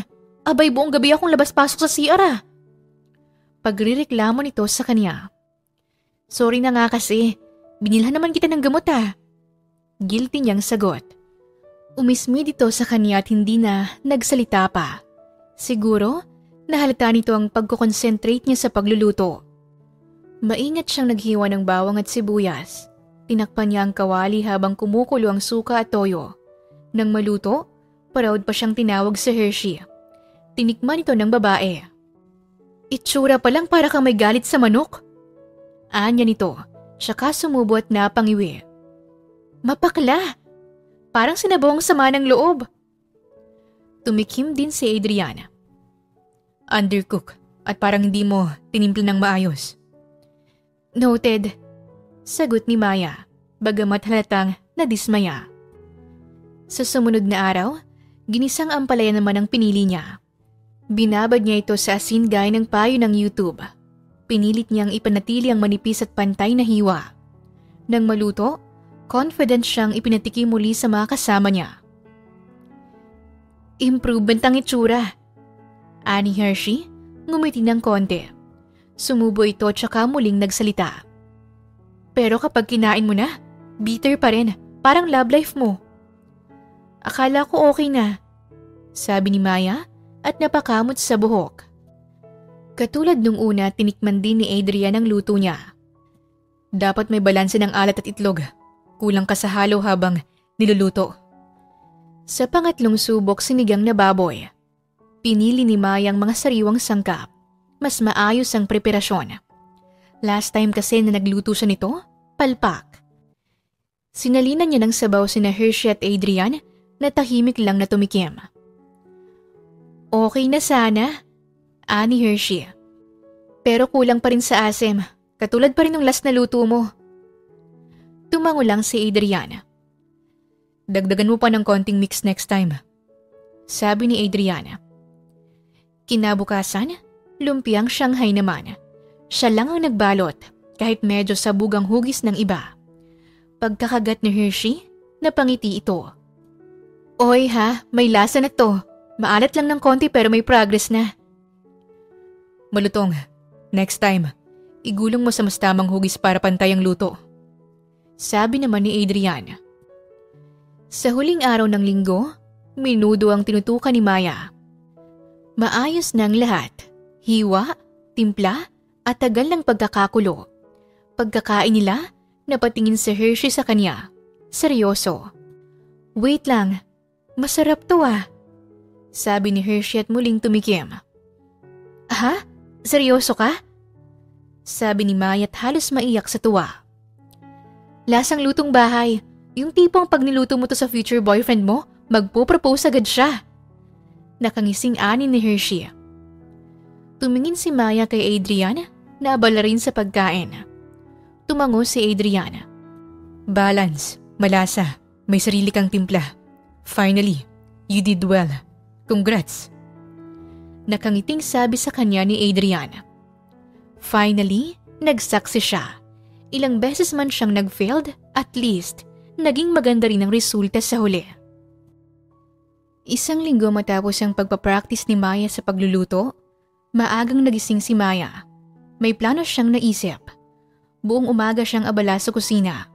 Gusto niyang patunayan sa sarili na kaya na niyang magluto. Bandang tanghali, tinawag niya sina Hershey at Adrian sa dining area. Nakaayos ang mesa. May sinigang na baboy na may tamang asim, adobong manok na may konting patis para dagdag lasa, ginisang ampalaya na hindi na mapait, at lumpiang Shanghai na pantay ang balot. Special occasion ba? Tanong ni Hershey na nagulat. Wala lang, gusto ko lang kayong ipagluto. Pasasalamat dahil nandyan kayo para suportahan ako sa pagluluto ko. Sabi ni Maya pero kinakabahan siya. Tahimik na kumain ang dalawa. Si Hershey gaya ng dati, nauunang magbigay ng opinyon. Wow, Maya! Sabay nguso sa sinigang. Perfect ang asim. Yung ampalaya hindi na bitter. Parang ako after healing stage. Ngumisi si Maya. Si Adrian naman, nagsalita. Everything's balanced. Malasa. Hindi na siya luto ng beginner. Parang biglang may gumaan sa dibdib ni Maya. Talaga? Tanong niya. Halos hindi makapaniwala. Tumango si Adrian. Pwede ka nang magbukas ng karinderya o mag-asawa. Pagbibiro pa nito. Nagpaparinig. Pangaalas ka ni Hershey. Namumulang umiwas ng tingin si Maya kay Adrian. May kakaiba kasi sa mga titig nito na nagpapahina sa tuhod niya. Napuno ng tawanan ng kusina sa gitna ng simpleng hapunan. Maaga pa lang, abala na si Maya sa kusina. Darating kasi si Adrian at ang mga ka-office mate nito para sa gagawin nitong meeting. Nagsabi kasi si Adrian na dito na lang sila magmi-meeting at ipagluto sila. Nung una, kinakabahan pa si Maya. Baka kasi hindi nito magustuhan ang mga luto niya. Lalo na't nag-aaral pa lang siya. Pero malaki ang tiwala sa kanya ni Adrian. Sabi pa ng binata habang tumatagal daw, mas lalo daw sumasarap siya. Yung niluluto niya pala. Kahit ilang ulit nang pumalpak ang luto niya noon, ngayon ay determinado siyang mapahanga ang mga bisitang parating. Ito ang unang beses na siya lang ang nagluto para sa ibang tao at para kay Adrian. Inihain niya sa lamesa ang inihandang chicken curry, garlic rice at buttered vegetables. Simple lang pero pinaghirapan niya lahat. Pawis, kaba at dasal ang puhunan niya. Dumating na ang mga bisita. Si Angela, isang HR manager na laging nakasunod kay Adrian sa office. Si Leo, assistant team leader. At si Jules, isang tahimik pero maayos magsalita na programmer. Si Angela ang unang pumasok sa dining area. Wow! Ani Angela habang paikot na tumingin. Hindi ko ina-expect Adrian would host a meeting sa bahay. Very domestic. Tinignan siya ni Angela mula ulo hanggang paa. Nakita niyang mga mata nitong parabang nilalalait nito ang pagkatao niya. You cooked all this? Tanong nito sa kanya. Opo, sagot ni Maya. Pilit siyang ngumiti. Really, ha? Sabi ni Angela sabay tawa. I hope it's edible. Ngumisi ito sa kanya. Pumasok si Adrian. Saglit pa silang nagkatinginan bago ito umupo. Sinenyasan ni Adrian ang mga bisita na magsimula ng kumain. Unang sumubok si Angela ng chicken curry. Saglit itong tumigil matapos tikman ito. Sabay inom agad ng tubig. Well, paunang sabi ni Angela. Maalat ang pagkain na to. Nakakatakot kainin to. Baka kasi paglabas ko may sakit na ako sa bato. Naguluhan si Maya. Sigurado siyang sakto lang ang mga lasa ng niluto niya. Who taught you how to cook? Tanong pa nito na nakataas ang kilay. Self-taught po. Sagot ni Maya at mahina na ang boses niya. Oh, that explains a lot. Sabay tawa ulit ni Angela. Tahimik siyang nakayuko. Hindi niya alam kung bakit nag-iba ang lasa ng niluto niyang pagkain. Hindi niya tuloy sigurado kung nagsisinungaling lang ito para ipahiya siya. Pinigilan niyang huwag umiyak dahil sa hiya. Doon na nagsalita si Adrian. Angela. Tawag ni Adrian at malamig ang tono. Hindi siya tumitingin kay Adrian pero klaro ang bigat ng boses nito. Tumigil si Angela sa pagnguya. If you don't like the food, it's fine, but you don't have to insult it or the person who made it. Medyo natawa si Angela. I was just being honest, Adrian. She cooked everything herself. Dagdag pa ni Adrian. She spent hours preparing this, so if you're going to criticize, do it respectfully, or not at all. Nagkatinginan sina Leo at Jules. Tahimik ang buong mesa. Nakagat ni Maya ang labi. Gulat na pinagtanggol siya ni Adrian. Sorry. Maikling sagot ni Angela na labas sa ilong. I didn't mean to offend. Dagdag pa nito. Hindi na umimik pa si Adrian. Umupo lang ito ng maayos. Kumuha ng chicken curry at kumain. Masarap.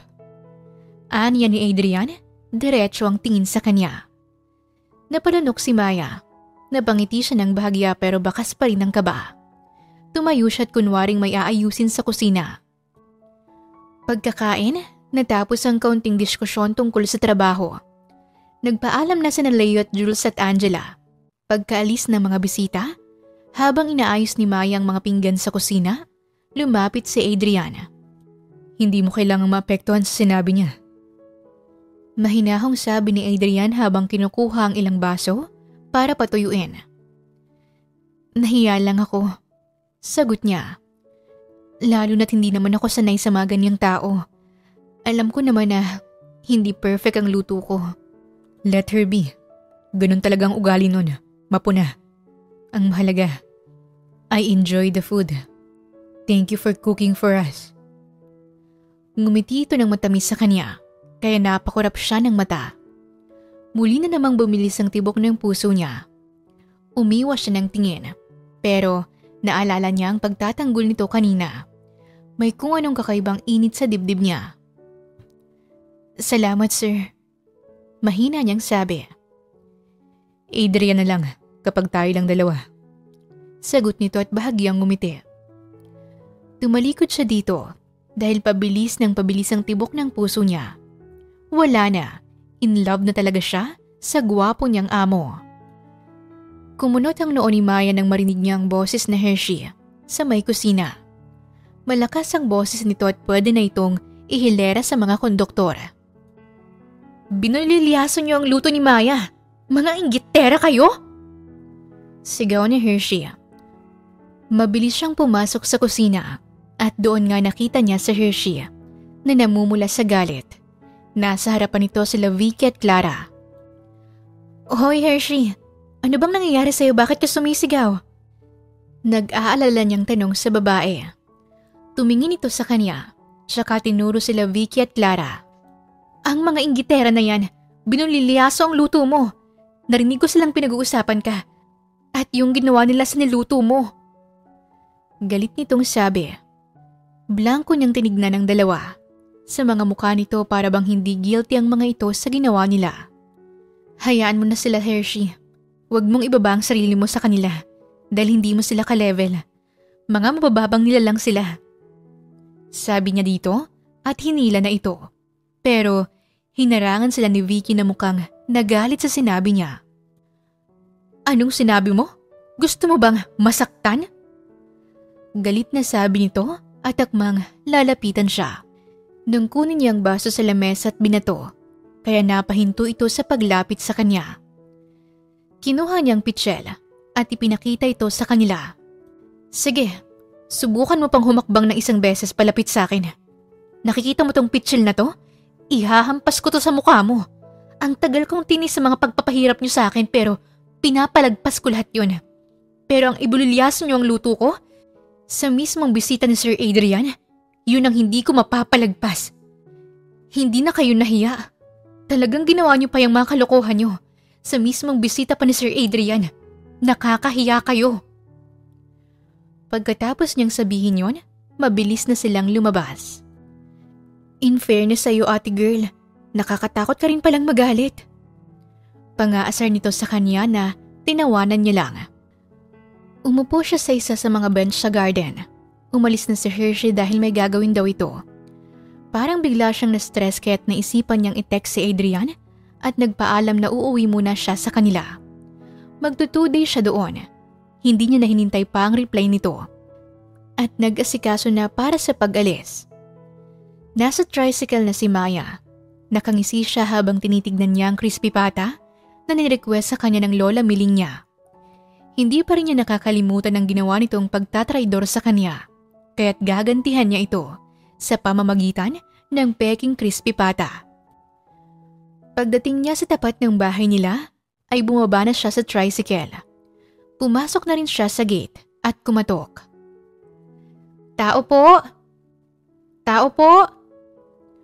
Paulit-ulit niyang sabi habang kinakatok ng malakas ang pinto. Sandali! Nandyan na!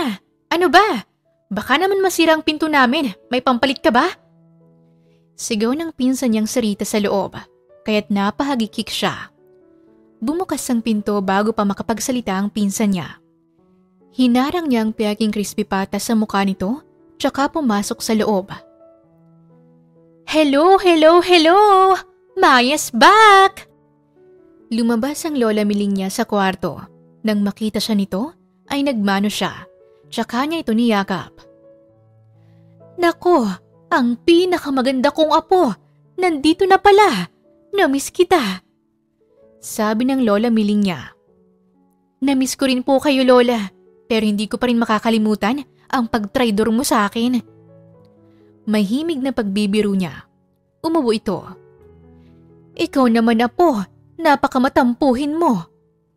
Tanging nasagot lang nito sa kanya.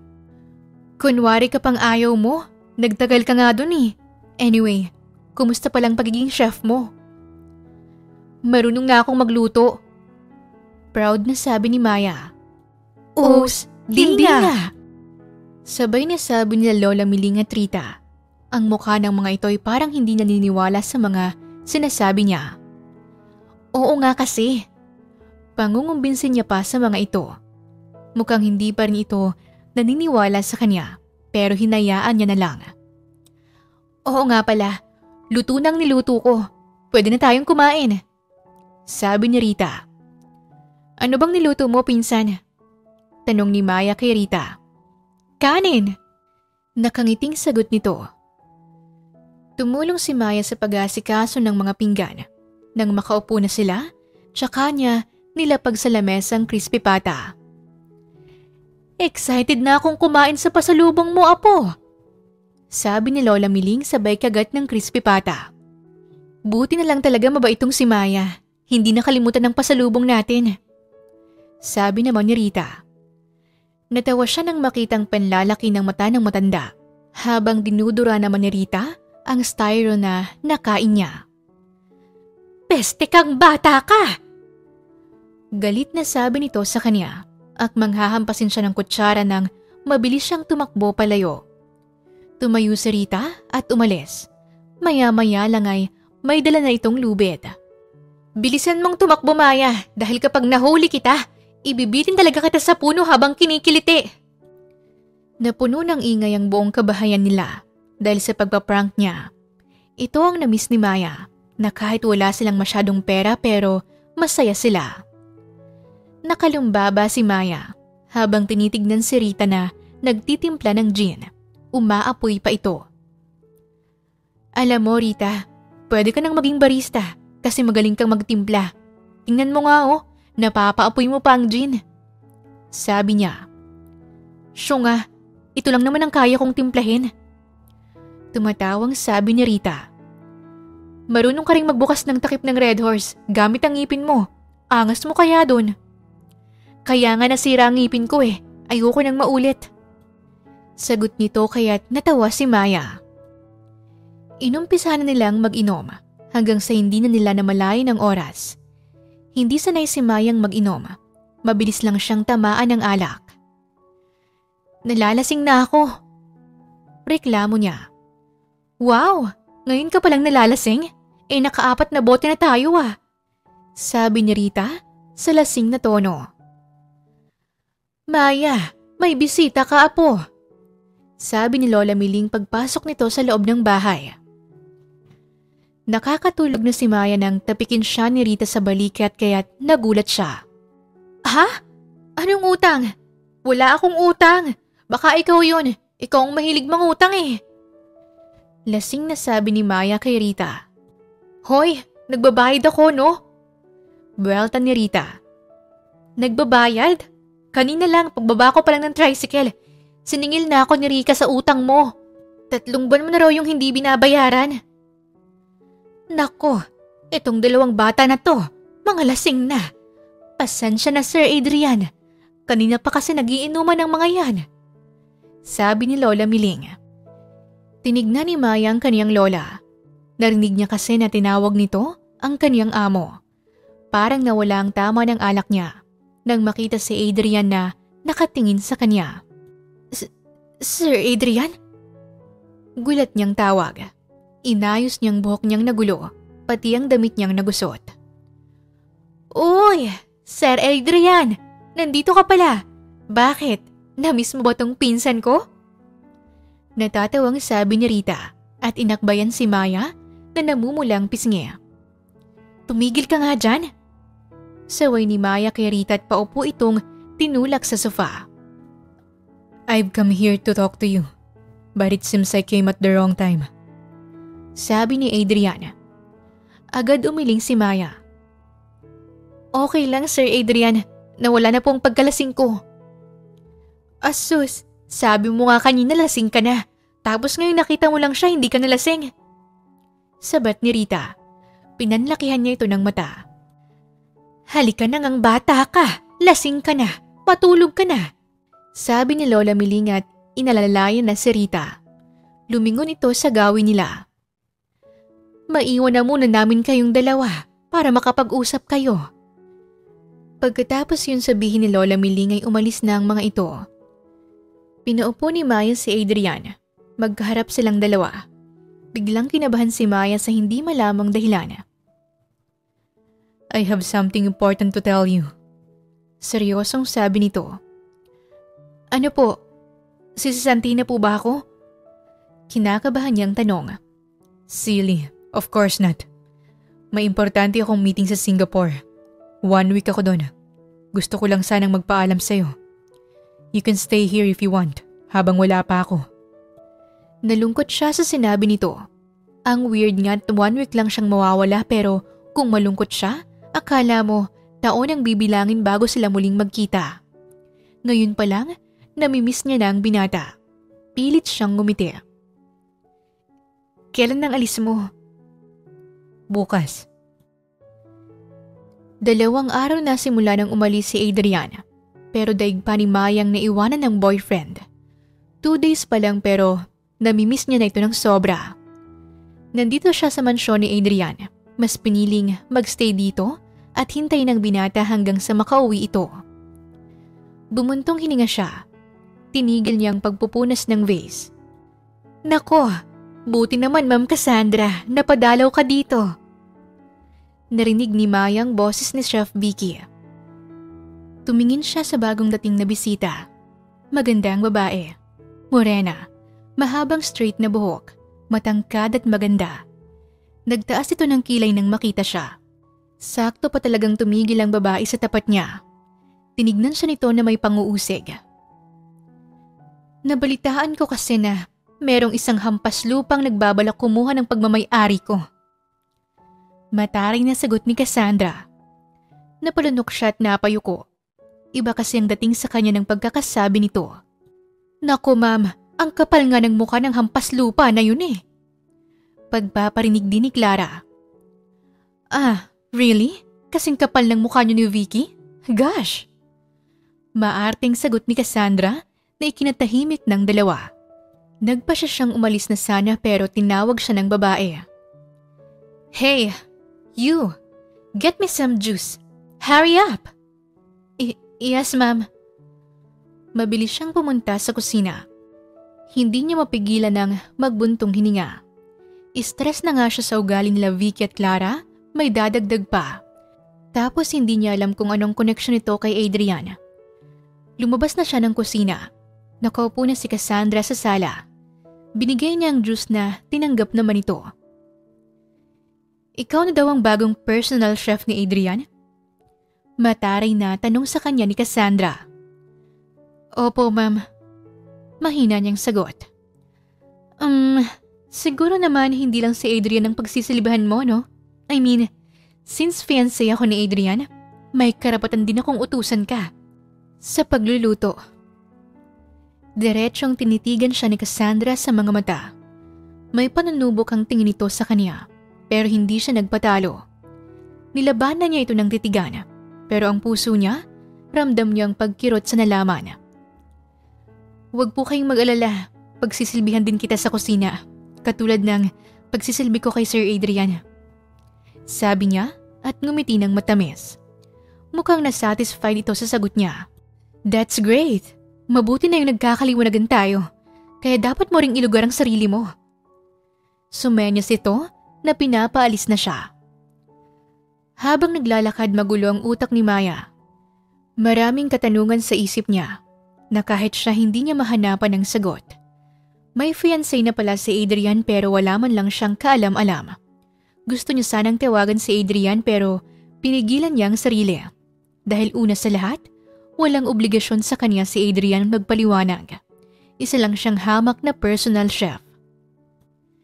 Sa ilang araw na pananatili ni Cassandra sa mansyon, hindi naging madali yun para kay Maya. Dahil bukod sa lagi siya nitong inuinsulto, ay marami itong pinapagawa sa kanya na hindi nasakop ng kanyang trabaho. Halos wala na siyang nagiging pahinga sa dami ng mga iniuutos nito sa kanya. Isang hapon habang naglilinis si Mai ng veranda, narinig niya ang malalakas na yapak mula sa hallway. Hindi na siya nagulat nang makita si Cassandra. Suot ang isang mamahaling robe na parang bagong gising lang pero naka-full makeup. Nakatayo ito sa may pintuan, nakapamewang. Maya, bakit ang dumi ng sahig dito? Naglilinis ka ba talaga? Napakagatlabi si Maya. Gusto na sana niyang sumagot pero pinili na lang niyang lunukin ang inis. Alam niyang kahit anong gawin niya, talo siya. Pasensya na po ma'am, linisin ko ulit. Tumalikod siya at pinilit na hindi mapansin ang mapanghamak ng ngiti ni Cassandra. Ngunit bago siya makapagsimula, may isa na namang pautos. At habang nandyan ka na rin, gumawa ka nga ng special coffee, yung kay Adrian ng timpla. Gusto kong matikman kung bakit ikaw ang pinili niyang maging personal chef. May diin sa salitang pinili. Parang sinasadya talagang iparamdam sa kanya na wala siyang karapatan sa kahit anong koneksyon kay Adrian. Sa loob ng kusina, pilit niyang tinataboy ang mga tanong sa utak niya. May fiancé na pala ito. Bakit hindi man lang nabanggit sa kanya ni Adrian. Broken-hearted tuloy siya ngayon. Habang pinipiga niya ang kape sa French press, napahinto siya. Naramdaman niyang pagbigat ng dibdib niya. Para bang may nakapatong na bato. Hindi niya mapigilan ang mga luha na unti-unting pumuno sa kaniyang mga mata. Pinunasan niya agad, baka may pumasok. Wala kayong relasyon. Wala kang karapatang masaktan. Paulit-ulit niyang sinasabi sa sarili. Pero bakit ganito ang pakiramdam niya? Bakit parang unti-unting nadudurog ang puso niya? Bumalik siya sa sala dala ang coffee. Tahimik lang si Cassandra habang nakatitig sa cellphone nito. Pagkabigay niya ng tasa sa mesa, nagsalita na naman ito. Alam mo, gusto lang kitang bigyan ng friendly advice. Huwag mong masyadong sanayin ang sarili mo dito. Hindi ka naman forever dito, hindi ba? Hindi siya sumagot. Hindi dahil ayaw niya, kundi dahil wala siyang masasabi. Totoo naman, hanggang kailan lang ba siya sa mansyon? Paghakbang paalis, pakiramdam niya ay para siyang basahan na basta na lang tinapakan. Pero pinilit niyang lakasan ang loob. Huminga siya ng malalim at pinilit tapusin ang mga natitirang gawain niya sa araw na yon. Habang nakaupo siya sa gilid ng kama, nanginginig ang balikat niya sa kakaiyak. Pakiramdam niya, mag-isa siyang lumalaban sa lugar na hindi kanya. Paghiga niya, muli niyang kinapa ang cellphone sa tabi ng unan. Tiningnan niya kung may mensahe si Adrian. Wala. Ni isang kamusta ka ay wala. At doon na tuluyang gumuho ang lahat. Hindi lang ang pagod sa katawan ang nagpapahina sa kanya ngayon. Pati na rin ang sakit na pilit niyang kinikimkim. Ang masaklap, hindi siya sigurado kung may karapatan ba siyang masaktan. Napalingon siya nang marinig ang mahinang katok sa pinto. Pagbukas niya, tumambad sa kaniyang pamilyar na mukha ni Hershey. Bagong palit ito ng damit. Halatang kakarating lang mula sa day off. Maya. Napansin agad ni Hershey ang namumugto niyang mga mata. Umirap ito at agad pumasok sa loob ng kwarto. Anong ginawa sa'yo ng bruha na yon, ha? Kakarating ko lang tapos lahat ng kasambahay may kwento na agad. Pinapahirapan ka daw nung Cassandra? Hindi na nakasagot si Maya. Tumalikod siya. Pilit pinipigil ang muling pagtulo ng luha. Ngunit mabilis siyang nilapitan ni Hershey at niyakap sa likod. Grabe naman, Maya, bakit hindi mo ko tinext? Kahit yung isa lang, para man lang alam ko. Pinapahirapan ka na pala dito. Napaupo na lang si Maya sa kama. Hindi niya alam kung paano isasalaysay ang damdaming hindi niya rin maintindihan. Hindi ko rin alam, Hershey. Nahihirapan ako ngayon dito, oo. Pero ang mas mahirap sa akin ang puso ko. Fiancé ni Sir Adrian si Ma'am Cassandra. Napakunot ang noo ni Hershey. Ha? Fiancé ni Sir Adrian yun? Sigurado ka? Hindi ko nga alam. Hindi naman siya nakukwento ni Sir Adrian pero ang sakit. Tahimik si Hershey sandali. Tsaka siya umupo sa tabi ni Maya at hinawakan ang kamay nito. Maya, alam kong matagal mo na yung nararamdaman. Hindi mo lang siya basta boss. Mahal mo na siya. Hindi siya nakaangal. Hindi siya makatingin kay Hershey. Kahit mahal ko siya, masyadong malayong estado namin sa buhay. Kay Ma'am Cassandra pa lang, wala na akong laban. Yumakap ulit si Hershey sa kanya. Mahigpit, tahimik, puno ng pangunawa. Pero hindi mo rin kailangang hayaang apakapakan ka. Kailangan mong ipagtanggol ang sarili mo. Dahil wala dito si Sir Adrian para ipagtanggol ka. Kinabukasan, maaga pa lang ay pinatawag na agad ni Cassandra si Maya. Coffee, 2 sugars, wag sobrang init, baka masirang lipstick ko. Matamis na ngumiti si Maya. Pero sa loob-loob niya, gusto na niyang ibuhos ang buong coffee sa pagmumukha nito. Pagbalik niya, maayos na tinimplang kape, pero may twist. Ma'am, ito na po. Sakto ang init. Sakto rin ang asukal. Pero kung sakaling may kulang pa, baka po pwedeng kayo na lang ang magdagdag para sure. Napataas ang kilay ni Cassandra. Are you trying to be smart?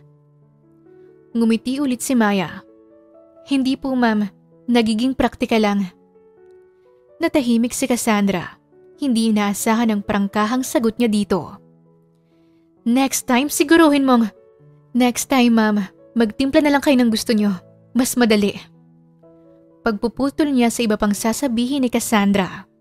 Excuse me? Ngumiti si Maya. Kalmado. Magre-resign na po ako. Mukhang mas bagay kina Clara at Vicky ang posisyon ko. Since mas close naman po kayo sa kanila. Para wala na rin kayong stress sa hampas lupang katulad ko.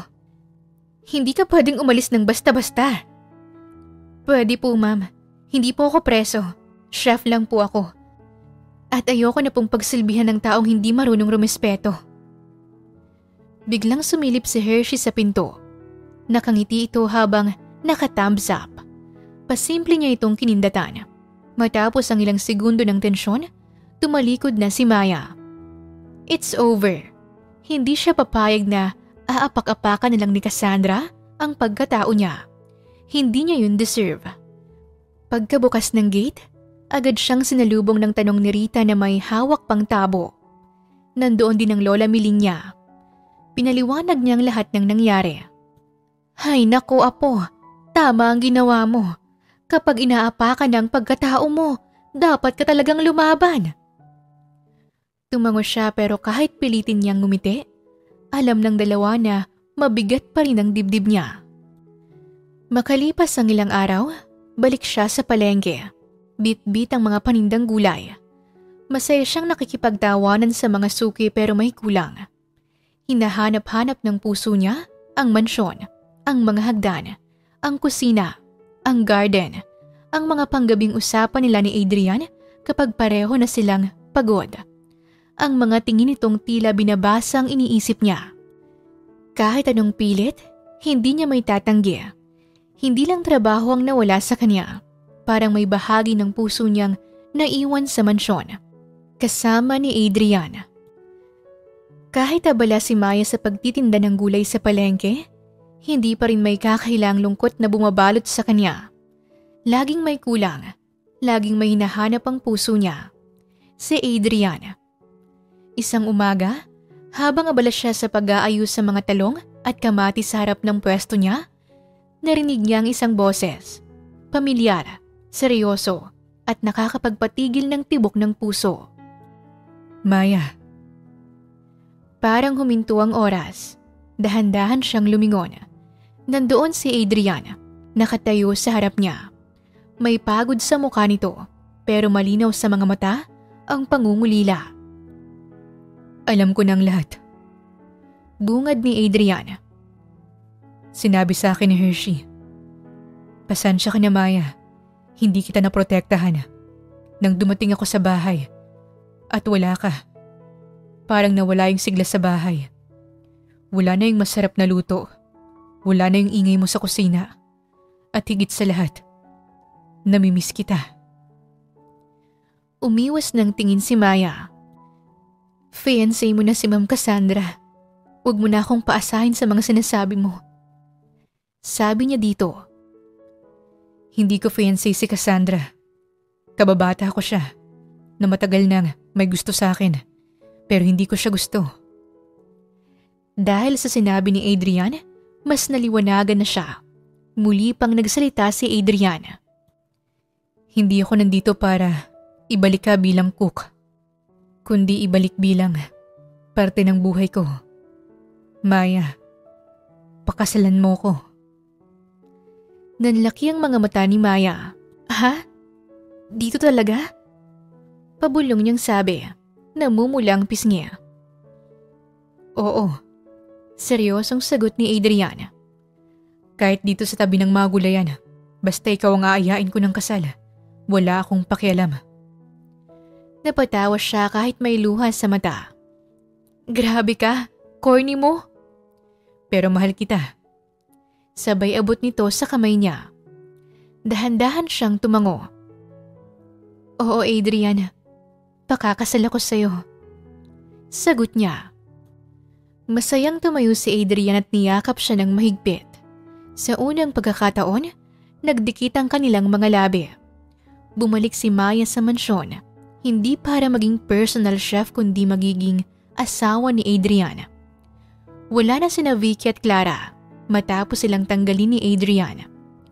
Lumipas ang 1 taon at nagpakasal silang dalawa. Sa tabi ng mansyon, nagtayo si Maya ng maliit na karinderya. Simple lang pero puno ng pagmamahal. Ang kwento ni Maya ay paalala na hindi sukatan ng halaga ng tao ang estado sa buhay. Mula sa pagiging simpleng kusinera, pinatunayan niyang may dangal at lakas siyang ipaglaban ang sarili at ang tunay na pagmamahal. Natutunan din ni Adrian na minsan kailangan munang mawala ang isang tao para ma-realize ang halaga nito. Sa simpleng presensya ni Maya, ang tawa, luto at kabutihan niya, na puno ng kulay ang buhay ni Adrian. Ipinapakita ng kwento na hindi mo kailangang maging perpekto para mahalin. Ang mahalaga, totoo ka sa sarili mo, sa pag-ibig at sa prinsipyong pinaninindigan mo. Wakas! Maraming salamat po sa inyong pakikinig sa kwentong ibinahagi namin ngayong araw. Muli, ito po ang Tales of Siren at hanggang sa ating muling kwento. Maraming salamat po.